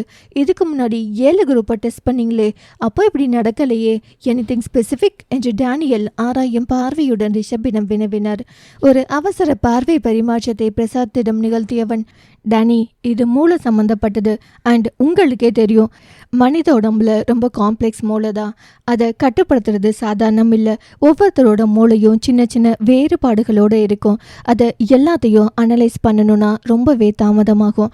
அதான் வெவ்வேறு நாடுகளில் இருக்கிறவங்க, வெவ்வேறு சீதோஷண நிலையில் இருக்கிறவங்க, வெவ்வேறு பழக்க வழக்கங்களை கொண்டவங்கன்னு இதுவரை நம்ம சாம்பிள் சேகரித்து அவங்க மேலே டெஸ்ட் பண்ணுறோம். 7 தடவை டெஸ்ட் பண்ணாலும் இப்போ கிடைச்ச சாம்பிள் மற்றவங்களை விட வித்தியாசமானது. அவங்களுக்குள்ள இருக்க ஏதோ ஒரு எமோஷன் நம்மளோட நானோ ரோபோட்ஸ் அனுப்புகிற சமிஞ்சைகளை தடுக்குது. அதுக்கு காரணம் அவங்க வளர்ந்த சூழலாக கூட இருக்கலாம். இதை கண்டுபிடிச்சாதான் அதுக்கேற்ற மாதிரி நம்ம சிமுலேஷனை மாற்ற முடியும் டேனி. இது ஜஸ்ட் இப்போவே முடிகிற ப்ராஜெக்ட் இல்லை என்று விளக்கினான். அவன் கூறுவதை ஆமோதித்த டேனியலும் ஓகே ஈஸ்வர், நீங்கள் கண்டினியூ பண்ணுங்க என்றவர் பிரசாத்தை கூட்டிக் கொண்டு வெளியே சென்றார். பிரசாத், ஈஸ்வரை கார்னர் பண்ணணும்னு சும்மா இது மாதிரி கம்ப்ளைண்ட் பண்ணி என் நேரத்தை வீணாக்காதீங்க என்று டேனியல் கூறுவதும் அதற்கு பிரசாத் ஏதோ காரணம் சொல்வதும் ரிஷபிற்கு மட்டுமல்ல நிவிக்கும் கேட்டது. ஒரு பெருமூச்சுடன் மரக்காணியை கண்காணிப்பு வட்டத்திற்குள் வராதவாறு நவி படுத்திருந்த கட்டில் அருகே இருந்த மேசையின் புறம் திரும்பிக் கொண்டவன், நவி நான் சொன்னது ஞாபகம் இருக்குல்ல, இன்னும் கொஞ்ச நேரத்துக்கு அப்புறம் மயக்கத்துல இருந்து முழிக்கிற மாதிரி எழுந்துரு. நான் இப்போ கிளம்புறேன். நெக்ஸ்ட் என்ன பண்ணணும்னு நானோ இல்லை ஜாஷாவோ சொல்கிறோம். அது வரைக்கும் நமக்குள்ள பேசினதை யார்கிட்டையும் சொல்ல வேண்டாம் என்று கூறியவன் அவனின் பொருட்களை எடுத்துக்கொண்டு வெளியே சென்றான். கட்டிலில் படுத்திருந்த நவியோ நடந்த நிகழ்வுகளையும் ரிஷப் கூறியவைகளையும் ஒப்பிட்டு பார்த்து கொண்டிருந்தாள். அந்த நிகழ்வுகளை மீண்டும் ஒரு முறை நினைத்து பார்த்தவளிற்கு தன்னை காப்பாற்றவே என்று ரிஷப் மற்றும் ஜாஷா கூறியது எவ்வளவு சரி என்பது புரிந்தது.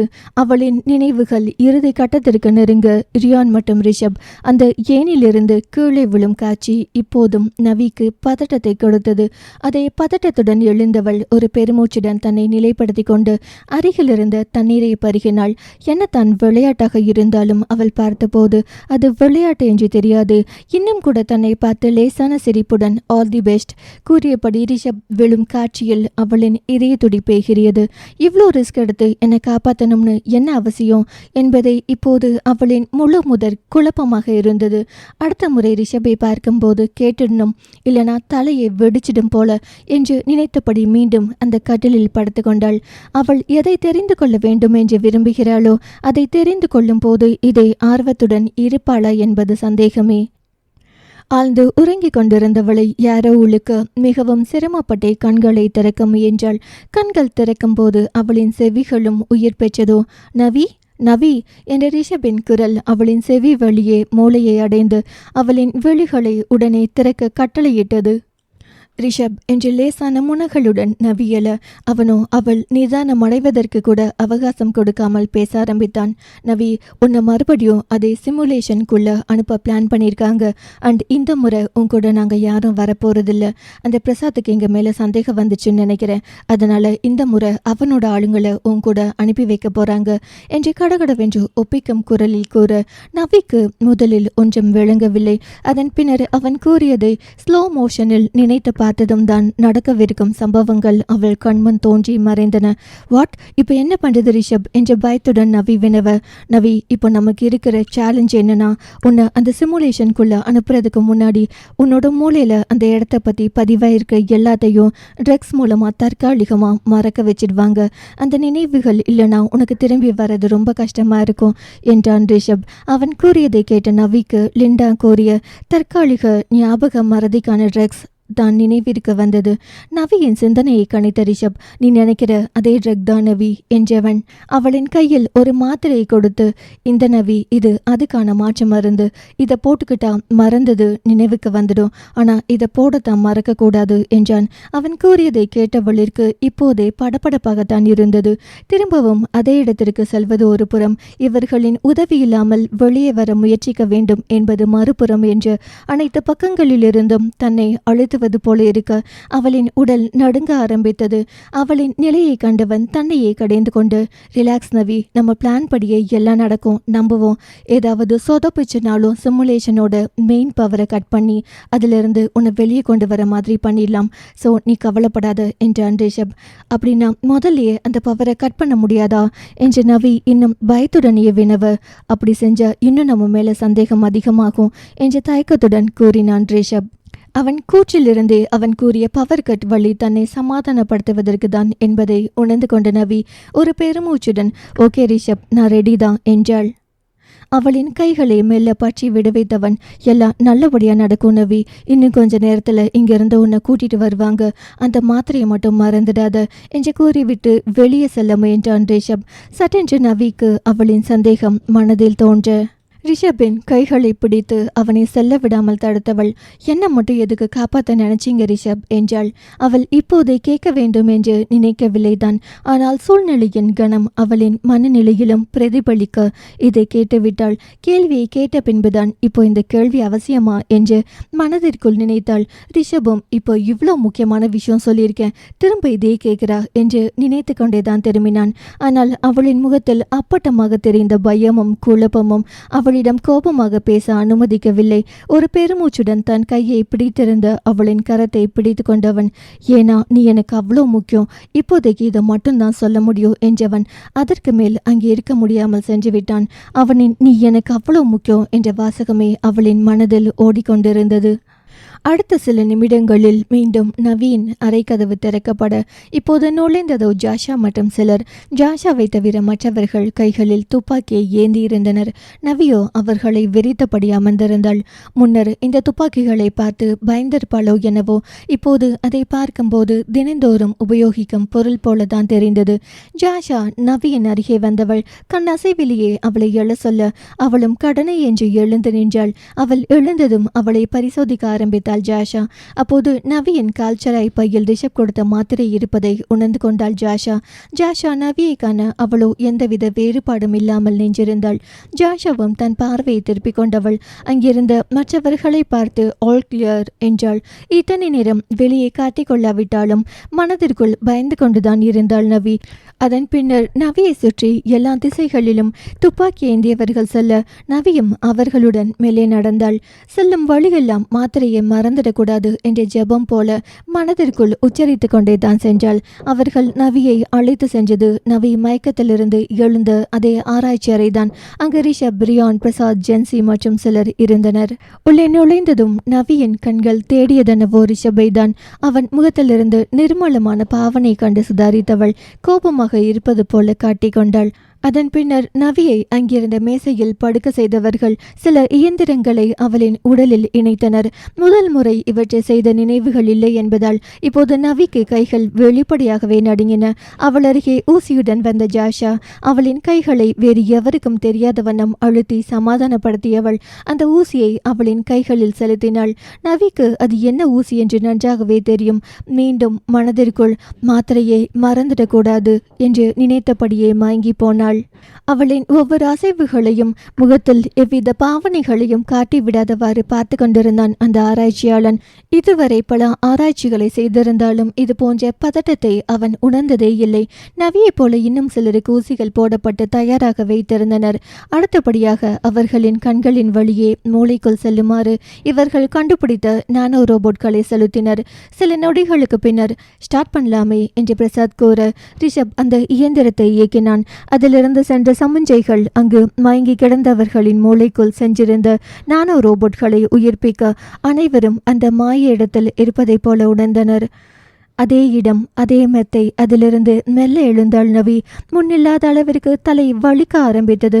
மனதும் படப்படவென்று அடித்து கொண்டது. அது மனதிற்கும் மூளைக்கும் இடையேயான சண்டையோ ஏதேதோ சத்தங்கள் கலவையாக ஒலிக்க அவள் அதிலிருந்து வெளிவர மிகவும் சிரமப்பட்டாள். பெரிய திரையில் அவளை பார்த்து கொண்டிருந்த பிரசாத், என்னாச்சு அந்த பொண்ணுக்கு என்று வினவ, மாறி மாறி ட்ரக்ஸ் கொடுத்துருக்கோம், அதான் மயக்கமா இருக்கும், கொஞ்ச நாள் கழிச்சு பண்ணலாம்னு சொன்னா கேட்கணும் என்று சத்தமாகவே கூறினான் ரிஷப். ரிஷப், என்ன நினைச்சிட்டு இப்படி பேசுறீங்க? ஒரு சீஃப் கிட்ட பேசுறீங்கன்னு தெரிஞ்சுதான் பேசுறீங்களா என்று கத்த ஆரம்பித்து விட்டார் பிரசாத்.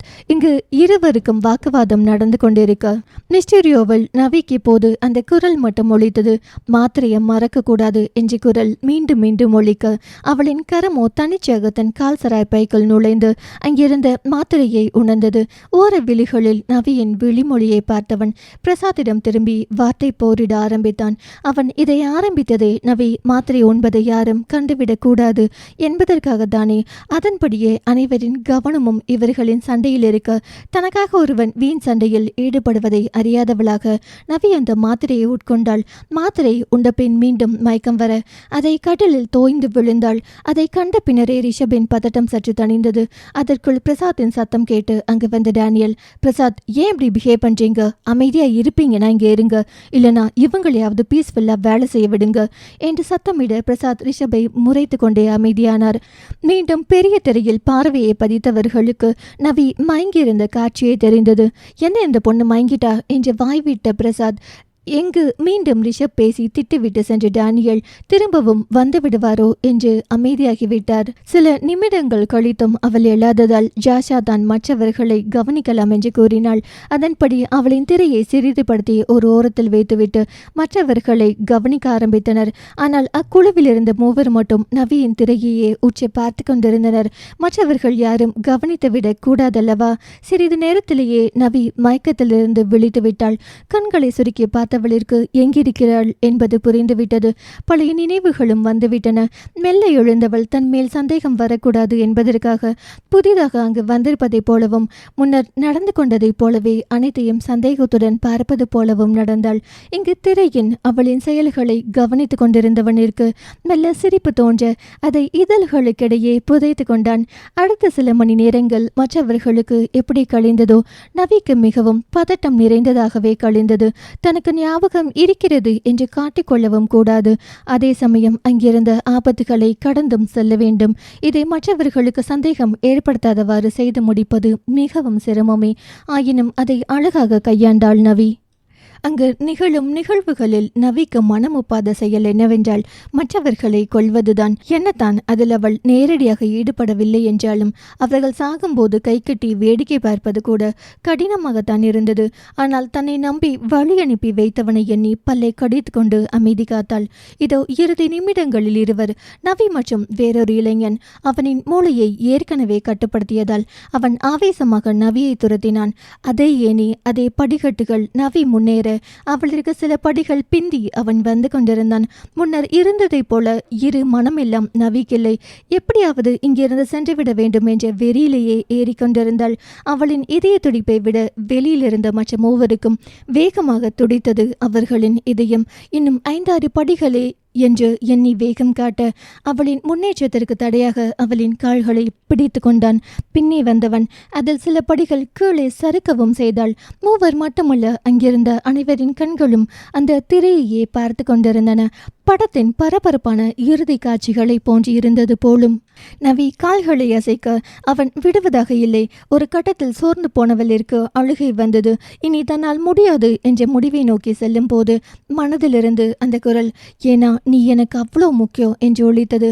அந்த வாசகமா இல்லை வாசகத்தை கூறிய குரலா? ஏதோ ஒன்று அவள் எடுக்கவிருந்த முடிவை ஒத்தி போட வைக்க ஒரு பெருமூச்சுடன் தன்னால் முடிந்த அளவு வேகமாக கால்களை திருப்ப சோறுற்றவளிடமிருந்து அத்தகைய செய்கையை அவன் எதிர்பார்க்கவில்லை போலும். அதில் அவன் தடுமாற அதையே தனக்கான வாய்ப்பாக எடுத்துக்கொண்டு அவனை உதறி தள்ளினாள் நவி. அவன் கீழே விழும் சத்தம் கூட அவளுக்கு கேட்கவில்லை, கேட்க விரும்பவும் இல்லை. அவள் மனம் முழுவதும் அங்கிருந்து தப்பிக்க வேண்டும் என்ற எண்ணமே நிறைந்திருந்தது. அதுவே அவளின் வேகத்தை அதிகரிக்க மின்னல் போல அந்த படிகளை கடந்து வெளியே வந்தாள் அவள். அத்தியாயம் 19.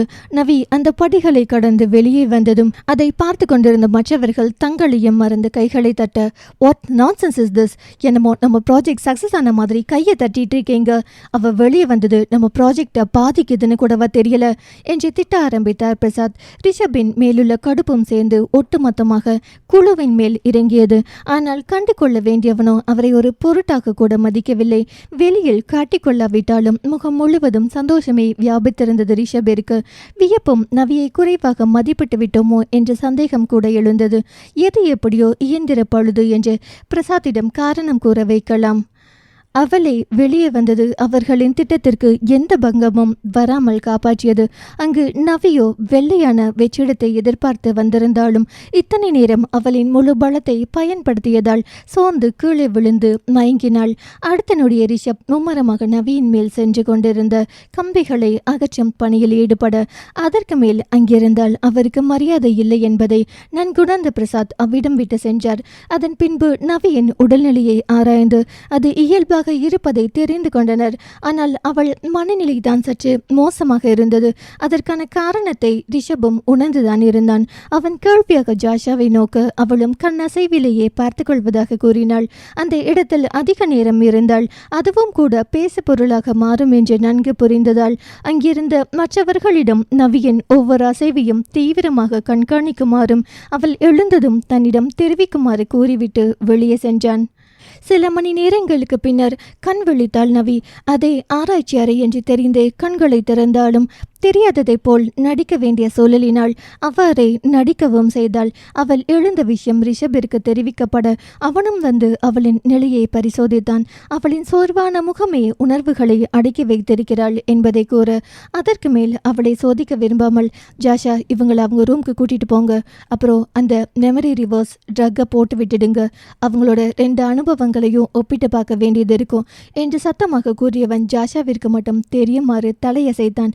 ஜாஷா புரிந்தது என்பது போல் தலையசைத்து தேவையானதை எடுத்துக்கொண்டிருக்க ரிஷபோ ரியானிடம் கண்ணசைவில் ஏதோ சொல்லிவிட்டு அங்கிருந்து அகன்றான். அப்போது ஜாஷாவின் அருகே நின்றிருந்த ஜென்சியோ, வாவ் சார் இப்படி ஃபியூச்சரிஸ்டிக்கா யோசிக்கிறாரு என்று பாராட்ட அவளை திரும்பி பார்த்த ஜாஷா, மற்றவங்களை புகழ்ந்துட்டே காலத்தை ஓற்றதை விட்டுட்டு நீங்களும் அப்படி யோசிச்சா நல்லா இருக்கும் என்றவாறே அங்கிருந்து நகர்ந்தாள். செல்பவளின் முதுகை வெறித்த ஜென்சி தன் தோழியிடம், ஜாஷாவுக்கும் நம்ம ஹீரோ மேல கண்ணா இருக்குமோ என்று வினவ, அவளின் தோழியோ 10 வயசு வித்தியாசம் 2 பேருக்கும் எப்படி செட் ஆகும் என்றாள். இப்போதான் ஆன்டி ஏஜிங் ட்ரக் மூலமா இளமையா இருக்கலாமே, இன்ஃபேக்ட் ஜாஷாவை பார்க்க எங்க தானே தெரியுறாங்க என்றாள் ஜென்சி. இவை அனைத்தும் ஜாஷாவின் செவிகளில் விழத்தான் செய்தது. ஆனால் எப்போதும் போல அதை கடந்து சென்றாள். ஆனால் அவளுடன் அதை கேட்டவளின் நிலை என்னவோ. நவிக்கு அத்தனை குழப்பங்களுக்கும் மத்தியிலும் இவர்களின் உரையாடல் செவிக்குள் புகுந்து மூளையை அடைந்தது. 10 வயது வித்தியாசம், ஆன்டி ஏஜிங் ட்ரக் போன்ற வார்த்தைகள் ஏதோ சொல்ல வருவதை போல இருக்க விடுபட்ட சொற்களை கண்டுபிடிக்க முடியாத நிலையில் இருந்ததால் அதன் முழு பொருளை அறிந்து கொள்ள அப்போது விரும்பவில்லை நவி. அவள் யோசனையை தடுத்த வண்ணம் போலாமா என்று ஜாஷா வினவ அவளும் ஜாஷாவின் பின்னே நடக்க ஆரம்பித்தாள். முன்னர் போல வழியில் கவனமில்லை நவிக்கு. ஏனோ மனம் முழுவதும் குற்ற உணர்வாக இருந்தது. அவள் செய்து கொண்டிருப்பது, செய்ய நினைப்பது இவையெல்லாம் சரியா தவறா என்பதை கூட அவளால் இப்போது வரை கணிக்க முடியவில்லை. அதை குழப்பத்துடன் நடந்தவள் அவளின் அறையை அடைந்தாள். உள்ளே நுழைந்ததும் தன் உணர்வுகளை அதற்கு மேலும் அடக்க முடியாமல் கட்டிலில் கவிழ்ந்தபடி கதறினாள். அவளின் கதறலில் பதறிய ஜாஷா கதவுகளை அடைத்துவிட்டு ஓரத்திலிருந்து மறைக்காணியை பார்க்க அதுவோ ஏற்கனவே அணைத்து வைக்கப்பட்டிருந்தது. ரிஷபின் செயலை எண்ணி தன்னை நிதானமாக்கி கொண்டவள் மெல்ல நவியின் அருகே அமர்ந்தாள். அழுகையில் குலுங்கிய முதுகை ஆதரவாக தடவியவளிற்கு என்ன சொல்லி அவளை தேற்றுவது என்று புரியவில்லை. அவளும் இத்தகைய நிலையை கடந்து வந்தவள் தானே. சற்று நேரம் அளவிட்டவள், நவி போதும் அழுதது, இப்படி அழுகிறதால மட்டும் நடந்தது திரும்ப மாறப்போறதில்ல என்றாள் ஜாஷா அழுத்தத்துடன்.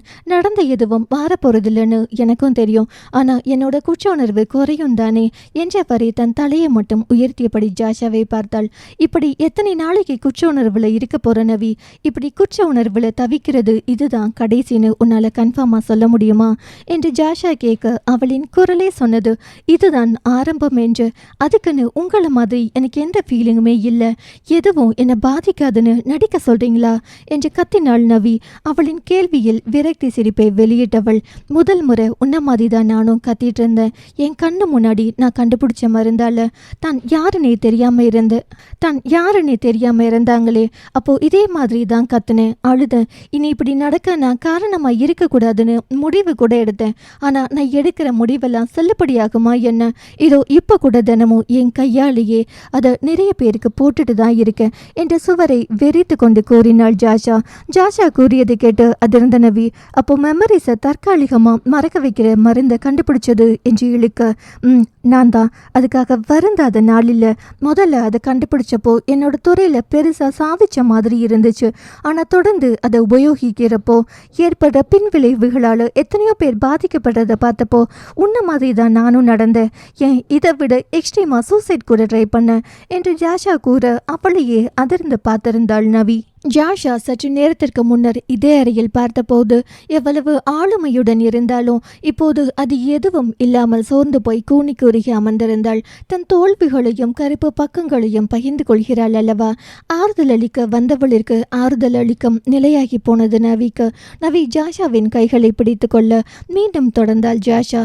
இந்த உலகத்துல நீ நினைக்கிறது எதுவும் நடக்காத நவி, நமக்குன்னு என்ன ஸ்கிரிப்ட்ல இருக்கோ அதன்படிதான் நடக்கும். இப்ப பாரு, என்னைக்கோ சாக்க வேண்டிய நான் உன் முன்னாடி உட்காந்து உனக்கு அட்வைஸ் பண்றேன். நீ டார்வினோட சர்வைவல் ஆஃப் தி ஃபிட்னஸ் தக்கன பிழைத்த வாழ்தல் பற்றி கேள்விப்பட்டிருக்கியா?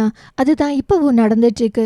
யாருக்கு எந்த சூழ்நிலையிலும் பிழைச்சிக்கிற அளவுக்கு புத்தியோ வசதியோ இருக்கோ அவங்க தான் இங்கே வாழ முடியும். இப்போ நானும் அதை நம்பி தான் வாழ்ந்துட்டுருக்கேன். இந்த சென்டிமெண்ட், அன்பு, லவ், எக்ஸ்ட்ரா எல்லாம் கேட்குறதுக்கு வேணா நல்லா இருக்கும். ஆனால் அதெல்லாம் இப்போ இருக்க சூழலில் எதுக்குமே உதவாது. இப்போ எங்கே பார்த்தாலும் சண்டை, பொறாமனு ரொம்பவே நெகட்டிவாக தான் இருக்கும் என்று கூறியவளின் கூற்றை நவியால் மறுக்க முடியவில்லை. சாரி நவி, என்னோட பாஸ்ட்டை பற்றி பேசினா நிறுத்தவே மாட்டேன். ரொம்ப போர் அடிச்சிட்டேனோ? சரி இப்போ சொல்லு, அப்படி என்ன குற்ற உணர்வு உனக்கு என்றாள் ஜாஷா. அதான் ஏற்கனவே கெஸ் பண்ணியிருப்பீங்களே, அந்த கடைசி நொடியில் அவனை தள்ளி விட்டாவது மேலே வரணும்னு வெறி உண்டாச்சே என்ற நவி சிறிது இடைவெளி விட்டு, அது நானே இல்லை ஜாஷா, எனக்குள்ள இப்படி ஒரு மிருகமான எனக்கே ஷாக்கு தான். அவன் கீழே விழுகிறத கூட பார்க்காம அந்த இடத்த விட்டு வெளியே வரணும்னு இப்போ நினச்சா கூட கில்ட்டியாக இருக்கு. என்ன தான் விளையாட்டாக இருந்தாலும் எனக்குள்ள தோன்றின உணர்வு உண்மைதானே. அப்போ இவ்வளவு வயலண்டா மாறிட்டு வரேன்னு தோணுது என்றாள். இதுக்கே ஃபீல் பண்ணா எப்படி? சரி, நீ இப்படி ஃபீல் பண்ணியே, இதே மாதிரி வீடியோ கேம்ஸ்லேயோ விஆர் விர்ச்சுவல் ரியாலிட்டி கேம்ஸ்லேயோ ஈடுபடுற குழந்தைகளிலிருந்து பெரியவங்க வரைக்கும் ஏன் இப்படி ஃபீல் பண்ணலன்னு யோசிச்சிருக்கியா என்று ஜாஷா வினவ. ஆமால்ல என்று நவியும் சிந்திக்க துவங்கினாள். ஏன்னா மக்கள் அதுக்கு அடிக்ட் ஆயிட்டாங்க. அவங்களுக்குள்ள இறக்கம்ங்கிற குணமே கொஞ்சம் கொஞ்சமா மறைஞ்சிட்டு வருது. ஆனால் இதுதான் கேமிங் இண்டஸ்ட்ரி வளர்றதுக்கும் காரணமாக இருந்துச்சு. ஸ்ட்ரெஸ்டாக இருக்கும்போது இது மாதிரி விளையாட்டுகள் ஸ்ட்ரெஸ்ஸை குறைக்கிறது உண்மைதான். ஆனால் அளவுக்கு மீறி விளையாடுனா அது நம்ம மனநிலையை தான் பாதிக்கும் என்று ஜாஷா நிறுத்த நவியோ மனநிலையை மாற்றமா என்பது போல பார்த்தாள். உனக்கு சிம்பிளாக சொல்கிறேன், பொதுவாக குழந்தைகளுக்கு இறக்க குணம் அதிகம்னு சொல்லுவாங்க. ஆனால் 2020களில் நடந்த சம்பவம், ஒரு சின்ன பையனுக்கு முன்னாடியே அடிப்பட்ட முயல் துடிச்சிட்டு இருந்துச்சாம். அதை வெச்சக்கன் எடுக்காமல் அவன் பார்த்துட்டு இருந்தானாம். இதை பார்த்து அவங்க அம்மா, ஏன் அதை இப்படி பார்த்துட்டு இருக்க, அதுக்கு ஹெல்ப் பண்ணலாம்னு சொன்னதுக்கு அது துடிச்சு சாகிறத பார்க்க எனக்கு ஹாப்பியாக இருக்குன்னு சொன்னானாம் அந்த பையன். இதுதான் தொடர்ந்து கேம்ஸ் விளையாடுறவங்களோட மனநிலை. இந்த குழந்தைங்க இப்போவே இப்படி வைலண்ட்டாக யோசிச்சா அடுத்த ஜென்ரேஷன் எப்படி இருக்கும்னு நினச்சி பார்க்கவே முடியலை என்று ஜாஷா கூற நவிக்கு பயங்கர அதிர்ச்சியாக இருந்தது. அவளும் தானே அப்படி விளையாடுபவர்களை பார்த்திருக்கிறாள். தொடர்ந்து அதை பார்த்தாள். கண் கெட்டு போகும் என்பதை தாண்டி அவள் யோசித்ததில்லை. இப்போது ஜாஷா சொல்வதை கேட்டதும் இதற்கு பின்னணியில் இத்தனை பெரிய ஆபத்து இருக்கிறதா என்று திகைத்துதான் போனாள். ஆனாலும் கேமிங் இண்டஸ்ட்ரி மட்டும் வளர்ந்துட்டே தான் இருந்துச்சு, இப்போவும் வளர்ந்துட்டே இருக்கு. இந்த ப்ராஜெக்ட் மிஸ்ட்ரியோவை கூட கேமிங் இண்டஸ்ட்ரியோட வளர்ச்சினால தான் இப்போ சாத்தியமாக்க முயற்சிக்கிறாங்க. முதல்ல ரிலாக்ஸேஷன் கார்பரேட்ல கொண்டு வந்தாங்க. அப்புறம் அது படிப்படியாக வளர்ந்து இப்போ எல்லாரும் அதிலேயே மூழ்கி போயிருக்காங்கங்கிறது தான் வருத்தமான விஷயம். இதில் அப்பப்போ டார்க் கேம்னு உயிரை பறிக்கிற விளையாட்டுகளும் டார்க் வெப் மூலமாக பரவிட்டு தான் இருக்கு என்று கூறி பெருமூச்சு விட்டவள் நவியை காண அவளோ மந்திரித்து விட்டது போல் அமர்ந்திருந்தாள். அவளை உலுக்கிய ஜாஷா, ஹே என்னாச்சு என்று வினவ, இல்லை இதுக்கு பின்னாடி இவ்வளோ இருக்கு, இது தெரியாம மக்கள் சாதாரணமாக இருக்காங்களேன்னு யோசித்தேன் என்றாள் நவி. ஒரு ப்ராடக்ட் வெளியே லான்ச் ஆச்சுன்னா என்னன்னே தெரியாமல் ஸ்டேட்டஸ் சிம்பிளுக்காக அதை வாங்கி உபயோகப்படுத்துகிற மக்கள் இருக்க வரைக்கும் இது மாதிரி ஏமாத்திட்டு தான் இருப்பாங்க. மெடிக்கல் ஆரம்பித்து எல்லா ஆராய்ச்சிகளும் கண்டுபிடிப்புகளும் சரியான முறையில் டெஸ்ட் பண்ணியா வெளியே வருது என்று ஜாஷா பேசும்போதே அந்த அறையினுள் விளக்குகள் அணைந்து எரிந்தன. இப்போது நவிக்கும் அந்த சமிஞ்சை பழக்கமானதால் அவள் ஜாஷாவை பார்க்க ரொம்ப நேரம் பேசியாச்சு என்று எழுந்தவள் அவள் கொண்டு வந்த ஊசியின் மருந்தை நவியின் கைகளில் செலுத்துவதை போல பாவனை செய்தவள் மருந்தை வெளியேற்றியிருந்தாள். ரொம்ப யோசிச்சு மூளையை குழப்பிக்காத நவி, உன்னோட குற்ற உணர்வு தேவையில்லாதது. இப்ப இருக்க உலகத்துல அவங்க தான் அவங்களுக்கு பொறுப்பு. சர்வைவல் ஆஃப் த ஃபிட்டஸ்ட், ஞாபகம் வச்சுக்கோ என்று கூறிவிட்டு ஜாஷா செல்ல நவியும் ஜாஷா கூறியவற்றை எல்லாம் சிந்தித்து கொண்டிருந்தாள். அவளின் மனம் குற்ற உணர்விலிருந்து யோசனைக்கு சென்றது. சில மணி நேரங்கள் அப்படியே கழிந்திருக்க அந்த இடமே அமைதியாக இருந்தது. அந்த அறையின் மேலே இருந்த சிறிய துவாரம் வழியே உள்ளே வந்து கொண்டிருந்த வெளிச்சம் குறைந்ததால் இரவு நேரமாக இருக்கலாம் என்று யூகித்தாள் நவி. அத்தனை நேரம் சிந்தனையில் இருந்தோம் என்று நினைத்தவளை களைத்தது கதவு திறக்கும் சத்தம். அங்கே வேலை செய்யும் தாதி ஒருவர் அவளை சாப்பிட அழைக்க முதலில் மறுத்து விடுவோமா என்று யோசித்தவள் பின்னர் இங்கிருந்து வெளியே செல்ல வேண்டும் என்றால் அதற்கான சக்தி வேண்டும் என்பதை உணர்ந்தவளாக வெளியே சென்றாள். அந்த தாழ்வாரத்தில் இவளுடன் மற்றவர்களும் நடந்து கொண்டிருந்தனர். ஆனால் வித்தியாசம் என்னவென்றால் யாரும் இவளை போல முழு சுயநினைவுடன் இல்லை. அங்கு வேலை செய்பவர்கள் சொல்வதை செய்து கிட்டத்தட்ட இயந்திர வாழ்வை வாழ்ந்து வருகின்றனர். இதை கண்டவளிற்கு ஜாஷா கூறியவை நினைவிற்கு வர சிலரோட பேராசையால பலரோட வாழ்க்கை பாதிக்கப்படுதே என்று கவலைப்பட மட்டுமே முடிந்தது. மேலும் ரிஷப் மட்டும் காப்பாற்றவில்லை என்றால் தன் நிலையம் இதுவே என்று புரியவும் செய்தது. ஒரு பெருமூச்சுடன் அந்த உணவு கூடத்தினுள் சென்றால் பாத்திரங்களின் சத்தம் மட்டுமே அங்கு மிகுதியாக கேட்டது. மனித குரல்களோ ஆங்காங்கே கேட்டது. அதுவும் அங்கு வேலை செய்பவர்களின் குரல்தான். மற்றவர்களோ கொடுப்பதை உண்டுவிட்டு அவரவர்களின் அறைகளில் அடைந்து கொண்டனர். அவர்களின் செயல்களிலேயே இது அங்கு வழக்கமாக நடக்கும் நிகழ்வென்று புரிந்தது. அவளும் தனக்கு தரப்பட்ட உணவை எடுத்துக்கொண்டு எங்கு அமர்வது என்று தேட அவளின் வலப்பக்கத்தில் 2 மேசைகள் தள்ளி டோவினோ அமர்ந்திருப்பதை கண்டாள். அவள் அமர்ந்திருந்ததற்கு எதிர்ப்புறம் ஜான் மற்றும் டேவிட் அமர்ந்திருந்தனர். நந்துவும் அங்கிருக்கிறானா என்று நவி தேட அதன் பலனோ 0 தான். அப்போதுதான் நவிக்கு நோலனின் நினைவும் வந்தது. இங்கு வந்ததிலிருந்து நந்துவையும் நோலனையும் தான் அவள் இன்னும் பார்க்கவில்லை. ஒரு பெருமூச்சுடன் டோவினோ அமர்ந்திருந்த இடத்தை நோக்கி சென்றாள். அன்று போல இப்போதும் தன்னிடம் காப்பாற்ற சொல்வாளா என்று டோவினோவை பார்த்திருக்க அவளோ நவியின் எதிர்பார்ப்பை பூர்த்தி செய்யாமல் அமைதியாக உணவை உட்கொண்டிருந்தாள். எவ்வளோ நேரம் தான் காத்துக்கிட்டே இருப்பா, அவளும் இதுக்கு பழகிட்டா போல என்று நினைத்து கொண்டாள். அத்தனை நேரம் இல்லாத சத்தம் அந்த அறைக்கு வெளியே வருவதை உணர்ந்து நவி திரும்பி பார்க்க அங்கு தன் குழுவுடன் வந்து கொண்டிருந்தான் ரிஷப். ஜாஷா மற்றும் ரியானும் அக்குழுவில் அடக்கம். அவர்களை பார்த்துவிட்டு திரும்பிவிட ரிஷப்பின் கண்களோ நொடிக்கொரு முறை நவியிடம் படிந்து மீண்டது. அவன் அந்த இடத்தை சுற்றி பார்ப்பது போல் இருந்ததால் யாருக்கும் எவ்வித சந்தேகமும் தோன்றவில்லை. ஜென்சியை தவிர அவள் தான் ரிஷப்பின் ஒவ்வொரு அசைவையும் கவனித்து வருகிறாளே. முதல் முறை அவன் நவியை பார்த்தபோது யதார்த்தமாக எதிர்கொண்டவள். அதன் பிறகு அவனின் கண்கள் அடிக்கடி அத்திசையில் சென்று வருவதை கண்டு சந்தேகப்பட்டாள். உணவு முடிவதற்குள் சந்தேகத்தை உறுதி செய்தும் கொண்டாள். இவளின் சந்தேகம் ரிஷப்பின் திட்டத்திற்கு ஊறு விளைவிக்குமோ? நவி தன் உணவை முடித்து கொண்டு கை கழுவும் இடத்திற்கு செல்ல அவளை ரிஷப் பின்தொடர்ந்தான். அவர்களுடன் ஜென்சியின் விழிகளும் சேர்ந்து கொண்டன. தன் பின்னே நிற்பவனிடம் கவனத்தை செலுத்தாமல் நவி கைகளை கழுவி கொண்டிருக்க ரிஷபோ பொறுமை இழந்தவனாக நைட் மீட் பண்ணலாம், ரெடியாயிரு என்று கூறிவிட்டு சென்று விட்டான். திடீரென்று பின்னிருந்து கேட்ட குரலில் திடுக்கிட்டு திரும்பிய நவி அங்கு நின்று கொண்டிருந்த ரிஷபை கண்டு வெளிக்கையிலேயே அவன் கூற வந்ததை சொல்லி முடித்து சென்றிருந்தான். இப்படியா பயமுறுத்துறது? ஆமா, என்னவோ சொன்னானே என்று யோசித்தபடியே நவியும் வெளியே வந்தாள். அந்த அறையிலிருந்து முதலில் வெளிவந்த ரிஷபின் பதட்டமான முகமும் அவனிற்கு பின்னே வந்த நவியின் குழப்பமான முகமும் ஜென்சியை கலவரப்படுத்தி இருக்க உள்ளே என்ன நடந்திருக்கும் என்று சிந்திக்க ஆரம்பித்தாள் ஜென்சி. இப்படியே ஒவ்வொருவருக்கும் ஒவ்வொரு சிந்தனையில் அந்த முன்னிரவு நேரமும் கழிந்தது. நவிக்கு உறக்கம் வரவில்லை என்றாலும் கட்டிலில் சாய்ந்து விட்டத்தை நோக்கி படுத்திருந்தாள். அவளின் மிஸ்டோரியாவிற்கு முன் வாழ்க்கையையும் மிஸ்டோரியாவிற்கு பின் வாழ்க்கையையும் ஒப்பிட்டு பார்த்து கொண்டிருந்தாள். அப்போது அவள் படுத்திருந்த கட்டிலுக்கு கீழே ஏதோ சத்தம் கேட்க முதலில் பிரம்மை என்று நினைத்தாள். ஆனால் மீண்டும் ஏதோ இழுபடும் சத்தம் கேட்க கட்டிலில் இருந்து குனிந்து பார்த்தாள். சத்தம் கேட்டதை தவிர கட்டிலின் கீழே இருட்டாக இருந்ததால் அந்த சத்தம் எங்கிருந்து வருகிறது என்று தெரியவில்லை. சில நொடிகளில் அந்த இடத்தின் மைய பகுதியை பெயர்த்து அதிலிருந்து தலையை மட்டும் நீட்டினான் ரிஷப். அவனை கண்டு அதிர்ந்தவள், ரிஷப், நீங்க இங்க எப்படி என்று பேச நேரமெல்லாம் இளநவி, சீக்கிரம் கீழவா என்றான். கீழனா? இதுக்குள்ளியா என்று அந்த துளையை காட்டி வினவ. ஆமா, கமான் சீக்கிரம் என்று அவளை அவசரப்படுத்தினான். நவியோ அவனின் அவசரத்தை உணர்ந்து கொண்டதால் கட்டிலிருந்து இறங்கி அந்த துளைக்குள் செல்ல முயன்றாள். அவள் நுழைவதற்கு ரிஷபம் உதவி செய்தான். ஒரு வழியாக அங்கிருந்த ஏணியில் இறங்கியவள் இருக்க அவன் அவசரப்படுத்தியதற்கான காரணம் புரிந்தது. ஏனெனில் அவன் ஏணியை வைத்து ஏறிய இடம் ஒரு தாழ்வாரமத்தின் மைய பகுதியாகும்.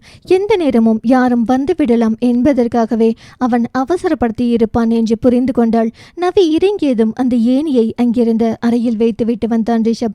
அதற்குள் அந்த இடத்தை சுற்றி பார்த்து கொண்டிருந்தாள் நவி. அவள் இருந்த இடத்திற்கும் இந்த இடத்திற்கும் சில வித்தியாசங்கள் இருந்தன. அவள் இருந்த இடத்தில் இருந்த தாழ்வாரத்தில் நீல நிற ஒளியை பரப்பும் விளக்குகள் இருந்ததென்றால் இங்கு பச்சையும் மஞ்சளும் கலந்த ஒளியை பரப்பிக் கொண்டிருந்தன விளக்குகள். மேலும் இந்த இடத்தில் யாரும் இருப்பதற்கான அறிகுறியே இல்லை என்பது போல அமைதியாக இருந்தது. அதை நினைத்து முடிக்கும் முன்னரே யாருடைய காலடி தடமோ அங்கு எதிரொலிக்க இதயம் பயங்கரமாக துடித்தது நவிக்கு. அவள் என்ன செய்வதென்று தெரியாமல் விழிக்க ரிஷபின் கரங்களோ அவளை அருகிலிருந்த அறைக்குள் இழுத்து கொண்டது. ரிஷபின் கரங்களிற்குள் நின்றாலும் அவளின் இதய துடிப்பு இயல்பாகவில்லை. இப்போதைய துடிப்பிற்கான காரணம் வேறோ. நவியின் நினைவுகள் மிஸ்டோரியாவிற்கு சென்று மீண்டன. அதற்குள் அந்த காலடி சத்தம் வெகுவாக குறைந்திருக்க ரிஷப் நவியை சுற்றியிருந்த கைகளை அகற்றி வெளியே எட்டி பார்த்தான். வெளியே யாரும் இல்லை என்பதை உறுதிப்படுத்தி கொண்டு நவியை அழைத்தான். அத்தனை நேரம் மனதின் வழியே வேறு உலகத்திற்குள் சென்றவளை இழுத்து பிடித்து நிறுத்தியது ரிஷபின் குரல். வா போலாம் என்று கூறி அவளை அழைத்து கொண்டு அந்த தாழ்வாரத்தில் நடந்தான். சற்று நேரத்தில் தன் யோசனையிலிருந்து வெளிவந்தவள் அத்தகைய சிந்தனைக்காக தன்னையே மானசீகமாக திட்டிக் கொண்டாள். பின் ரிஷபிடம் இப்போ எங்க போறோம் என்று வினவினாள். முதல்ல நந்துவை பார்க்க போறோம் என்று அவளை பார்க்காமல் பாதையிலேயே கவனத்தை வைத்து கொண்டு கூறியவனை ஆச்சரியமாக பார்த்தாள் நவி. அவளை பார்க்காமலேயே எதுக்கு இப்படி பார்க்கிற என்று ரிஷப் வினவ, ஒண்ணுமில்லை என்று கூறி வேறு புறம் திரும்பி வந்தாள் நவி. நண்பனை காணப்போகும் சந்தோஷமும் அவனின் நிலை குறித்த கவலையும் சரி விகிதத்தில் இருந்தது நவிக்கு.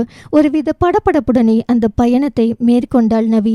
ரிஷபிற்கும் அவளின் நிலை புரிந்ததால் எதுவும் கூறாமல் அமைதியாகவே நடந்தான். அடுத்த சில நிமிடங்களில் அவர்களின் பயணம் முடிவுக்கு வந்தது. அந்த அறை கிட்டத்தட்ட அறுவை சிகிச்சை அறை போலவே காட்சியளித்தது.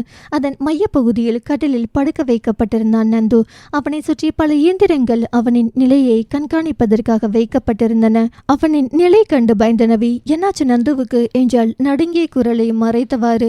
ரிலாக்ஸ் நவி, நந்துவோட கண்டிஷன் முந்திக்கு இப்போ பரவாயில்ல, ஹி இஸ் ஸ்டேபிள் நவ் என்றான் ரிஷப். அப்போ முன்னாடி எப்படி இருந்துச்சு ரிஷப் என்ற பதட்டமாக கேட்டவளின் கைகளை பிடித்து கொண்ட ரிஷப் ஒரு பெருமூச்சுடன், நந்துவுக்கு இருக்க பயம் பத்தி உனக்கு தெரியும்ல நவி, அப்படிப்பட்டவன் நோலனோட அந்த குழிக்குள்ள விழுந்தது அவனோட மனசை ரொம்ப பாதிச்சிருக்கு. அதுக்கப்புறம் அவன் உயிரோட இருக்கிறதையே நம்ப மறத்தான்.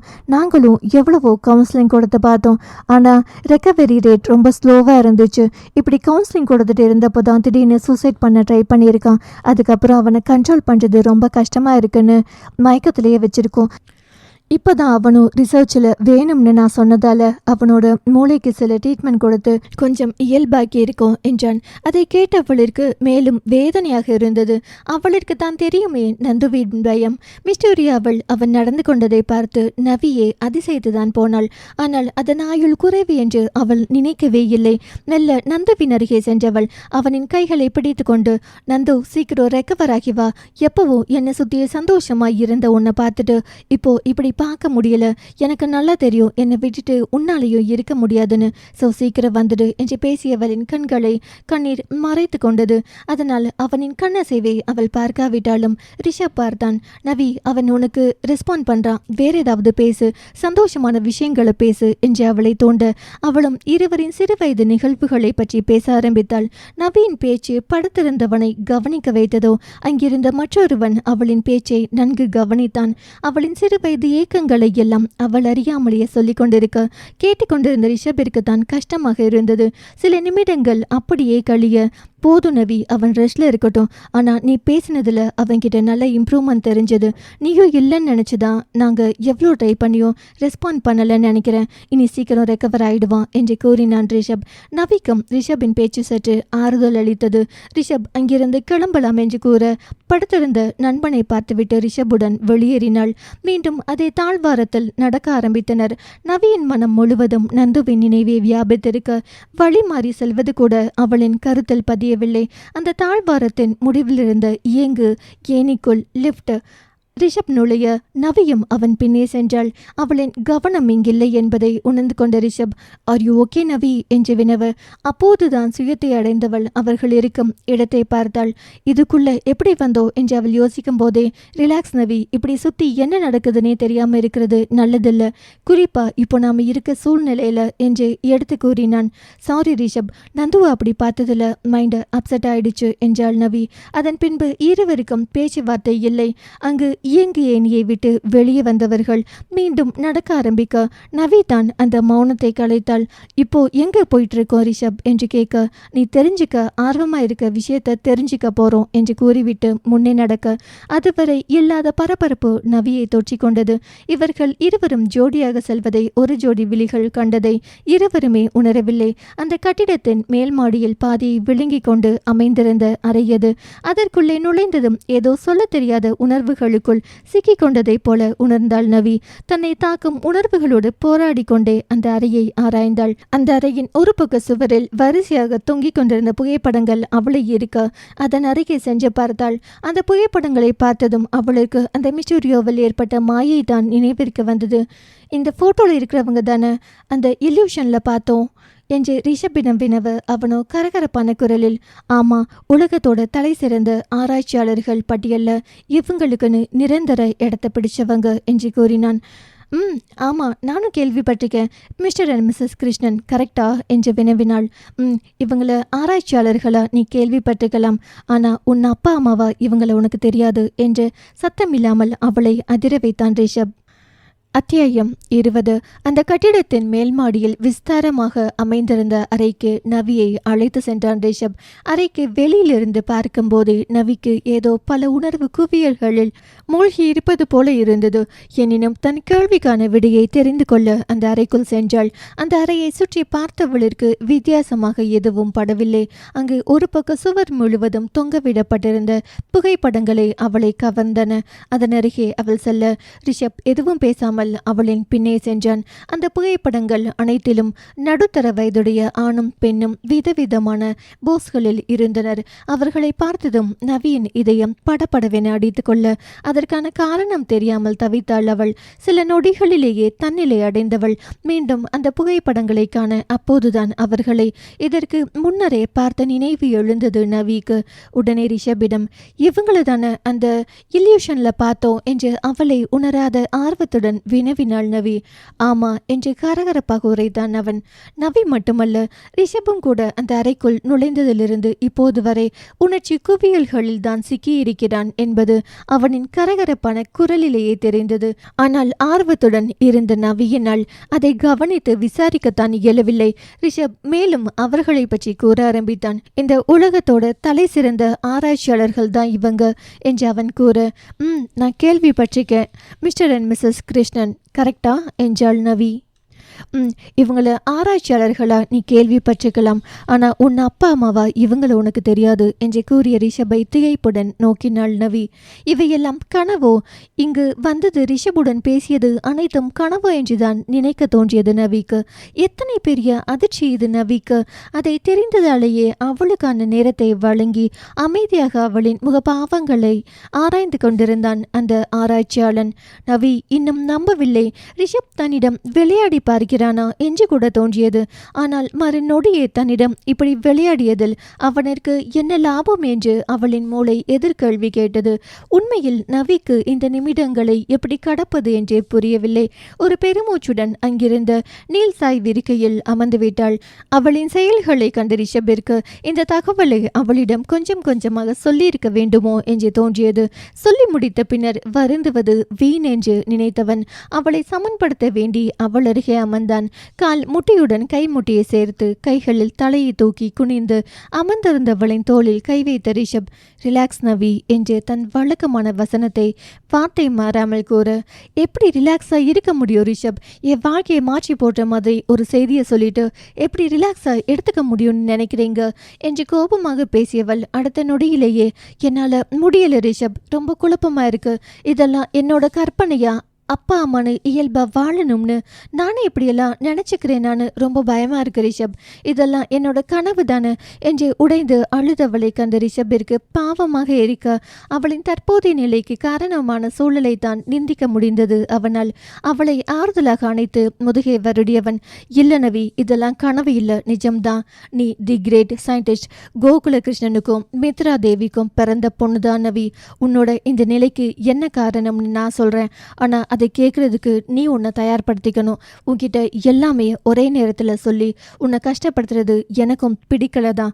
ஆனால் நமக்கு நிறைய நேரம் இல்லை. நாம் தாமதிக்கிற ஒவ்வொரு நிமிஷமும் நமக்கு மட்டும் இல்லை, இந்த உலகத்துக்கே ஒரு விதத்தில் பாதிப்பாக தான் முடியும் என்று கூறி அவளை சமாதானப்படுத்தினான். சிறிது நேரம் அவன் தோல் சாய்ந்து தன்னை நிலைப்படுத்தி கொண்டவள் மெல்ல அவனிடமிருந்து விலகி அமர்ந்தாள். ரிஷப் அப்போதும் கூட, நவி ஆர் யூ ஓகே நவ் என்று அவளிடம் வினவ அவளும் ஆம் என்று தலையசைத்தாள். அவளின் செய்கையிலேயே அவள் இன்னும் தன் நிலைக்கு வரவில்லை என்பதை உணர்ந்த ரிஷப் என்ன செய்வது என்று தெரியாமல் விழிக்க நவி தான் பேச துவங்கினாள். என்னாச்சுன்னு சொல்லுங்க ரிஷப், இவ்வளோ பெரிய சயின்டிஸ்ட் ஏன் அவங்க பொண்ணை அனாதையா வளர விடணும் என்று வினவினாள்.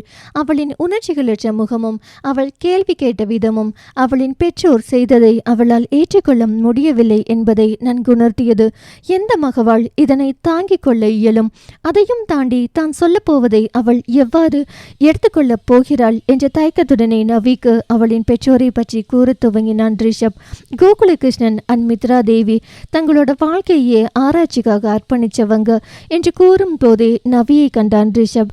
அவளின் விரக்தி சிரிப்பே அவளின் எண்ணங்களை அவனுக்கு கடத்த ஒரு பெருமூச்சுடன் தொடர்ந்தான். 2 பேரும் கல்யாணம் பண்றதுக்கு முன்னாடியே நல்ல ஃப்ரெண்ட்ஸ்ன்னு சொல்லுவாங்க. அப்பவே அவங்களோட ரிசர்ச்சை ஆரம்பிச்சாங்க.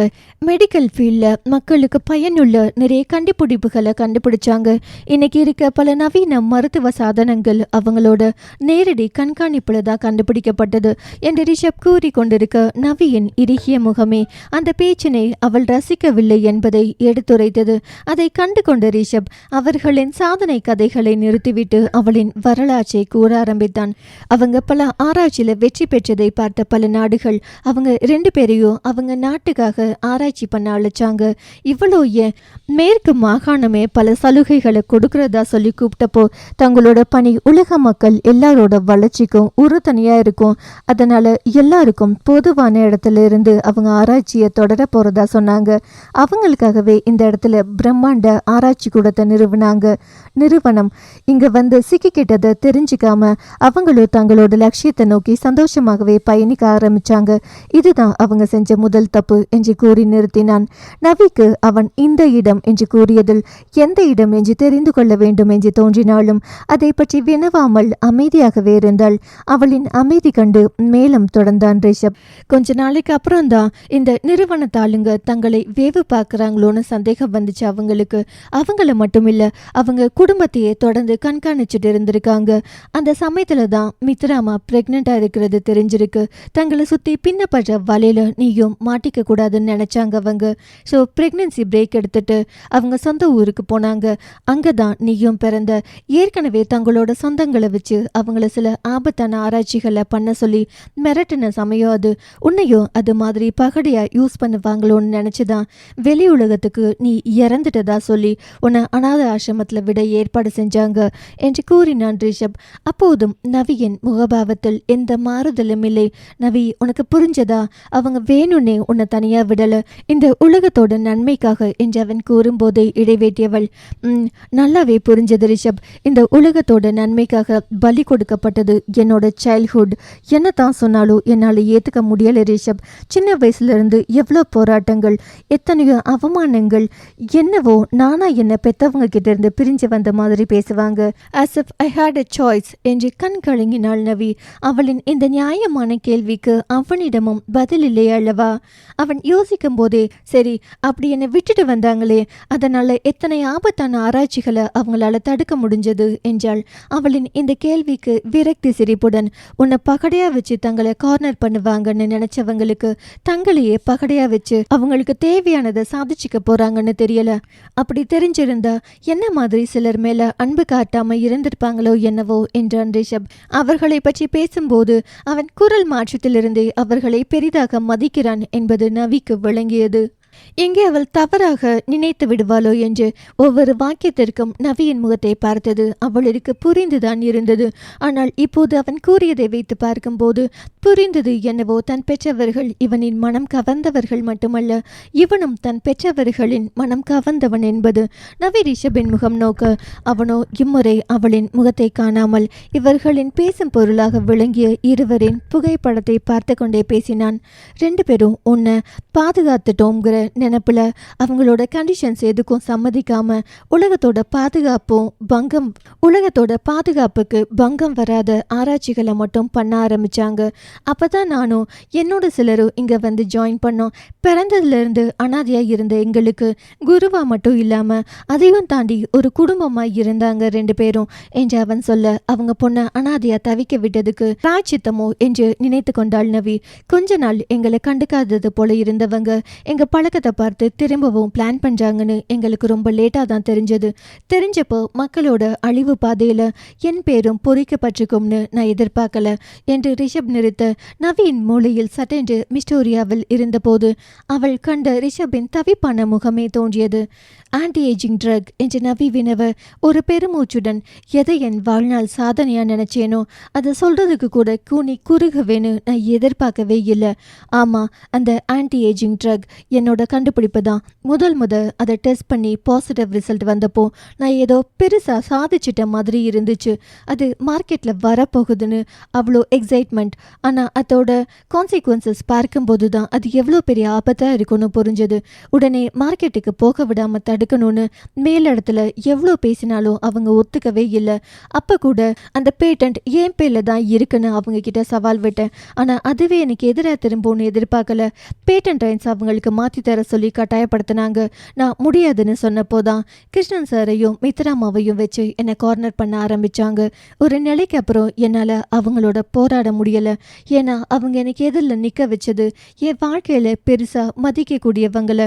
அப்போ தான் அந்த தப்பை செஞ்சேன். பேட்டன் ரைட்ஸ் அவங்களுக்கே எழுதி கொடுத்துட்டேன். அப்போவும் எப்படியாவது ரிவர்ஸ் மெடிசன் கண்டுபிடிச்சி ரிலீஸ் பண்ணிடணும்னு எவ்வளவோ முயற்சி செஞ்சேன். ஆனால் இப்போ வரைக்கும் அந்த ரிவர்ஸ் மெடிசன் மார்க்கெட்டுக்கு போகலை. ஏன்னா அங்கேயே இவங்க ஆதாயம் தேட முயற்சி பண்ணாங்க என்று நிறுத்தினான் ரிஷப். இத்தனை நேரம் தன் இழப்பே பெரியது என்று நினைத்து வருந்தியவள் ரிஷபின் பேச்சை கேட்டு என்ன சொல்வதென்று தெரியாமல் விழித்தாள். தன் பெற்றோரை பணயமாக கொண்டு கண்டுபிடிக்கப்பட்டதா அந்த மருந்து என்று அதிர்ச்சி ஒரு புறம், அதனால் ஏற்பட்ட விளைவுகளை எண்ணி வருத்தம் மறுபுறம் என்று நவியும் சோர்வுடன் ரிஷபை கண்டாள். எத்தனை எத்தனை இழப்புகள்! இதெல்லாம் என்னோட பாவ கணக்கில் சேரப்போகுதுன்னு நினைக்கும் போது எதுக்கு சயின்டிஸ்ட் ஆனேன்னு எனக்கே தோணுது. ஒவ்வொரு நாள் முழிக்கும் போது இன்னைக்கு எத்தனை பேரோட இறப்புக்கு நான் காரணமாக இருக்கேனோன்னு மனசு அடிச்சுக்கும். இந்த குற்ற உணர்வு நான் சாகிற வர போகாதுன்னு நினைக்கிறேன் என்று ரிஷப் உடைந்து போன குரலில் கூற, நவிக்கு இந்த குற்ற உணர்வை தவிர்க்கத்தானே தன்னை பெற்றவர்கள் தன்னை விட்டு சென்றனர் என்று தோன்றியது. ரிஷபின் நிலையில் தன் பெற்றோரையும் அவர்களின் எதிரில் தன்னையும் வைத்து பார்த்தவளிற்கு அந்த நிலையை விட இப்போது இருக்கும் நிலை எவ்வளவோ மேலென்றே தோன்றியது. தனக்காக அவர்களும் அவர்களுக்காக தானும் வருத்தப்பட்டு தங்களின் சூழ்நிலையை நொந்து கொண்டு மக்களிற்கு துரோகம் இழைப்பதைப் போல அவளால் கற்பனையிலும் நினைத்து பார்க்க முடியவில்லை. இப்படி அப்பா அம்மா இருக்காங்கன்னு தெரியாம இருந்த உனக்கே இவ்வளோ கஷ்டம்னா உன்னை தெரிஞ்சே பிரிஞ்சிருந்த அவங்களுக்கு எவ்வளோ கஷ்டமா இருந்திருக்கும் என்று அவளின் மனசாட்சியும் எடுத்து கூற ஒரு பெருமூச்சுடன் அந்த புகைப்படங்களை மீண்டும் பார்த்தாள். அட்லீஸ்ட் ஒரு முறையாச்சும் நேரில் பார்த்திருந்திருக்கலாம் என்று நவை முணுமுணுக்க, அவங்கள எந்நேரமும் வாட்ச் பண்ண ஆளுங்க இருப்பாங்க. நான் கூட வீடியோ ஏதாவது கிரியேட் பண்ண சொன்னேன், அதுக்கு அவங்க அதை வச்சு கூட என் பொண்ணை கண்டுபிடிச்சிடக்கூடாதுன்னு சொல்லிட்டாங்க என்றான் ரிஷப். ரிஷப் கூறியதை கேட்டவள் இருக்கும் அவன் கூச்சிலிருந்த உண்மை புரிந்தது. அடுத்த கேள்வியை கேட்க மூளை உந்தினாலும் அவள் மனம் தடுத்தது. பெற்றோரின் மரணம் பற்றி பிறர் கூறி அறியும் நிலையில் இருப்பதை கண்டு தன் நிலையை வெறுக்கத்தான் செய்தாள் நவி. தயங்கியபடியே அவங்க எப்படி ஏற என்று அவள் ஆரம்பிக்கும் போதே அவள் எதை கேட்க நினைக்கிறாள் என்பதை புரிந்து கொண்டவன் அதை வார்த்தைகளால் வெளிப்படுத்தும் கஷ்டத்தையாவது அவளிற்கு தரக்கூடாது என்று எண்ணினானோ எனவோ அவனை கூற ஆரம்பித்தான். ஆன்டி ஏஜிங் ட்ரக் விஷயத்திலேயே நீ ஏன் பேட்டன் ரைன்ஸ் கொடுத்தன்னு என்ன திட்டுனாங்க, ஆனால் அத்தோட முடியலை. திரும்பவும் இப்படி ஒரு சுச்சுவேஷன் வரப்போகுதுன்னு தகவல் கிடைச்சதும் எங்க திரும்பவும் அவங்கள வச்சு என்ன கார்னர் பண்ணிடுவாங்களோன்னு அவங்க லேப அவங்களே என்று சொல்லி முடிக்க முடியாமல் பாதியிலேயே நிறுத்தினான். அதை கேட்டவளின் கண்களிலிருந்து கண்ணீர் உருண்டோடியது. நவிக்கு மௌனமாக அழுதவளை களைத்தது ரிஷபின் குரல். உன்னோட இழப்புக்கு நானும் ஒரு காரணம் நவி என்று அவன் கூற அதை ஏற்கவும் இல்லை மறுக்கவும் இல்லை. அவள் இப்போது இருக்கும் சூழ்நிலையை கருத்தில் கொண்டவள் தன் அழுகையை அடக்கி கொண்டு, அப்போ இந்த ப்ராஜெக்ட் மிஸ்டீரியா யாரை வச்சு கார்னர் பண்ணாங்க ரிஷப் என்று கேட்டாள். இத்தனைக்கு பிறகும் அவன் இப்படி ஒரு ஆராய்ச்சியில் ஈடுபடுகிறானே என்ற ஆதங்கம் அவளை அப்படி கேட்க வைத்தது. முதல்ல எந்த ப்ராஜெக்டுக்கும் ஒத்துக்காம தான் இருந்தேன் நவி. என்னால் எதுலேயோ கான்சன்ட்ரேட் பண்ண முடியலை. ஆனால் ஜாஷா தான் இந்த ப்ராஜெக்டில் என்னை இன்வால்வ் பண்ண வச்சாங்க. அதுக்கும் காரணம் இருக்குது. நான் இதுக்கு ஒத்துக்கலைன்னா இதை பண்ணுறதுக்கு மற்ற சயின்டிஸ்ட் ரெடியாக இருந்தாங்க. ஆனால் மற்றவங்க கையில் போயிடுச்சுன்னா எவ்வளோ சீக்கிரம் முடிக்க முடியும்னு தான் பார்ப்பாங்க. அதான் நானே இதுக்கு ஒத்துக்கிட்டேன். அட்லீஸ்ட் கொஞ்சம் டிலே பண்ணலாம்னு தான் என்று கூறியவன் அத்தனை நேரம் சுவரை வெறித்து கொண்டே பேசியவன் நவியை நோக்கி திரும்பி, ஜாஷா மித்ராமாவோட ஃப்ரெண்ட். நீ பிறந்தப்போ அவங்களும் கூட இருந்ததான் சொல்லுவாங்க என்று கூற ஆச்சரியமாக அவனை பார்த்தாள் நவி. அம்மாவோட ஃப்ரெண்டுனா என்று ஜாஷாவின் வயதை எண்ணி பார்க்க அவளுக்கு சிரமம் தராமல் ரிஷபே ஆன்டி ஏஜிங் ட்ரக் என்று அதற்கான காரணத்தை கூறினான். மேலும் இங்கே இருக்க எல்லாருமே அதை போட்டுக்கணும் என்ற தகவலையும் கொடுத்தான். நவியின் கண்கள் கேள்வியாக ரிஷபை நோக்க அவனோ உதட்டோர சிரிப்புடன் என்னோட ஒரிஜினல் வயசு 32 என்றான். உடனே மறுபுறம் திரும்பிக் கொண்டாலும் அவளின் மனமோ 32 என்று அதிர்ந்தது. உண்மைதான். சில நொடிகள் மௌனத்தில் கழிய நவிதான் இப்ப என்ன செய்ய போறோ என்று வினவினாள். நீ இங்கே வர வரைக்கும் நாங்கள் பெருசாக பிளான் எதுவும் போடலை. ஆனால் உன்னை இங்கே பார்த்ததும் ஜாஷா தான் சந்தேகப்பட்டு உன்னோட டிஎன்ஏவை டெஸ்ட் பண்ணாங்க. அதில் தான் நீ மித்ராமா பொண்ணுன்னு கன்ஃபார்ம் ஆச்சு. ஆனால் இதை மற்றவங்களுக்கு தெரியாமல் மறைச்சோம் என்று அவன் கூற, ஏன் என்பது போல பார்த்தாள் நபி. நீ அவங்களோட வாரிசுன்னு தெரிஞ்சா அதுலேயும் ஏதாவது ஆதாயம் தேட முயற்சிப்பாங்க. ஸோ அது தடுக்க தான் மறைச்சோம். இந்த நேரத்தில் தான் இந்த நிறுவனத்தோட ஒரிஜினல் ஓனர் இங்கே வரதா சொன்னாங்க. அதான் இந்த சந்தர்ப்பத்தை பயன்படுத்திக்க நினைச்சோம். அதுக்கு தான் பிளான் கூட ரெடி பண்ணியாச்சு என்று ரிஷப் சொல்லிக் கொண்டிருக்கும் போதே அந்த அறையின் விளக்குகள் அணைந்து எரிய ஆரம்பித்தன. ரிஷபும் நவியும் ஜோடியாக செல்வதை கண்ட கண்களுக்கு சொந்தமானவள் வேறு யாருமல்ல, ஜென்சி தான். முதலில் தான் கண்டது நிஜம்தானா என்று பலமுறை எண்ணி பார்த்து கொண்டாள். ஏனெனில் தவறாக இருப்பின் இந்த இடத்திற்கு வந்ததற்கு அவளிற்கு தான் தண்டனை கிடைக்கும். ஆம், இந்த இடத்திற்கு சிலருக்கு மட்டுமே அனுமதி உண்டு. தனக்குள்ளேயே பலமுறை உறுதி செய்து கொண்ட பின்னர் யாரிடம் கூறலாம் என்று யோசித்தாள். யாரிடம் கூறினால் தனக்கு ஆதாயம் கிட்டும் என்ற திசையிலும் யோசித்தாள். ரிஷபின் மேலே உள்ள ஈர்ப்பை காட்டிலும் அவளின் பேராசை அங்கு வென்றது போலும். இதை கூறுவதற்கு சரியான நபர் பிரதாப் தான் என்று எண்ணினாள். இவளின் திட்டத்திலேயே சில பல நிமிடங்கள் கடந்திருந்தன. அவள் வேகமாக பிரதாப்பை தேடி அலைய அதை கணினி வழியே கண்ட ரியானோ, இந்த பொண்ணு எதுக்கு நடுராத்திரி இப்படி அலைஞ்சிட்டு இருக்கு என்று சாதாரணமாக விட்டுவிட்டான். ஜென்சி பிரதாப்பின் அறை கதவை தட்ட அவரோ அறைக்குள் வேறொரு ஆலோசனையில் ஈடுபட்டிருந்ததால் அவள் வெளியே காத்திருக்க வேண்டியதாகிற்று. ஜென்சியோ காத்திருக்க முடியாமல் அவ்வப்போது ஜன்னல் வழியாக எட்டி பார்க்க பிரதாப்போ அலைபேசியில் பேசுவதிலேயே மும்மரமாக இருந்தார். இந்த ஆளு வேற அவசரம் புரியாம என்று திட்டியபடியே நின்றவள் பல நிமிடங்கள் கழிந்ததும் சென்று விடலாம் என்று திரும்பினாள். அப்போது உள்ளிருந்து ஜென்சி என்ற அழைப்பு வந்தது. உஃப் என்றவாறே உள்ளே சென்றாள் ஜென்சி. அங்கு மது கோப்பையுடன் இருந்தவரை பார்த்தவள், இந்தால் நிதானமா இருந்தாவே யோசிக்காம தாம் தூம்னு கத்துவாரு. இப்ப பாதி போதையில் இருக்காரு, தப்பான நேரத்துல வந்துட்டோமோ என்று நினைக்க அதைத்தான் ரியானும் நினைத்தான். இப்ப எதுக்கு இந்த பொண்ணு அதுவா போய் இவர்கிட்ட மாட்டிருக்கு என்று யோசித்தவாறே பிரதாப்பின் அறையில் அவன் வைத்திருந்த மறைக்காணியின் ஒளி வாங்கியே உயிர்ப்பித்தான். என்ன ஜென்சி, இந்த நேரத்துல வந்துட்டு பேசாம இருக்கீங்க, வாட்ஸ் த ப்ராப்ளம் என்று வினவ, நல்ல மூட்ல தான் இருக்காரு போல என்று எண்ணியவள், சார் ஈஸ்வர் சாரும் அந்த பொண்ணு நவியும் சேர்ந்து வெளியே சுத்திட்டு இருந்ததை பார்த்தேன், அதுதான் உங்ககிட்ட சொல்லலாம்னு என்று இழுத்தாள். அவள் எங்கு பார்த்தாள் என்று கூறினாள். தானும் மாட்டிக்கொண்டு விடுவோமோ என்று நினைத்து இடத்தை மறைத்து ரிஷபின் குழுவிற்கு தான் உதவி செய்திருந்தாள். அவள் மட்டும் இடத்தை கூறியிருந்தாள். பிரதாப்பிற்கு வேறு சந்தேகங்கள் வந்திருக்குமோ? நினைச்சேன் எப்படி தவறுதுன்னு. பொண்ணு அழகா பார்த்து மயங்கி இருப்பான். இந்த சான்ஸ்க்காக தான் காத்திருந்தேன் என்று பிரதாப் உடனே டேனியலுக்கு அழைத்தான். இதை கேட்ட ரியான் தான் மேல் தளத்தில் உள்ள விளக்குகளை அணைத்து மீண்டும் எரியவிட்டு என்று சமிஞ்சையின் மூலம் ஆபத்தை உணர்த்தினான்.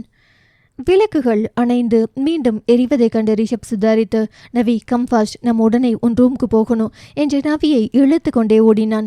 நவிக்கு விளக்கம் கேட்க கூட நேரம் கிடைக்கவில்லை.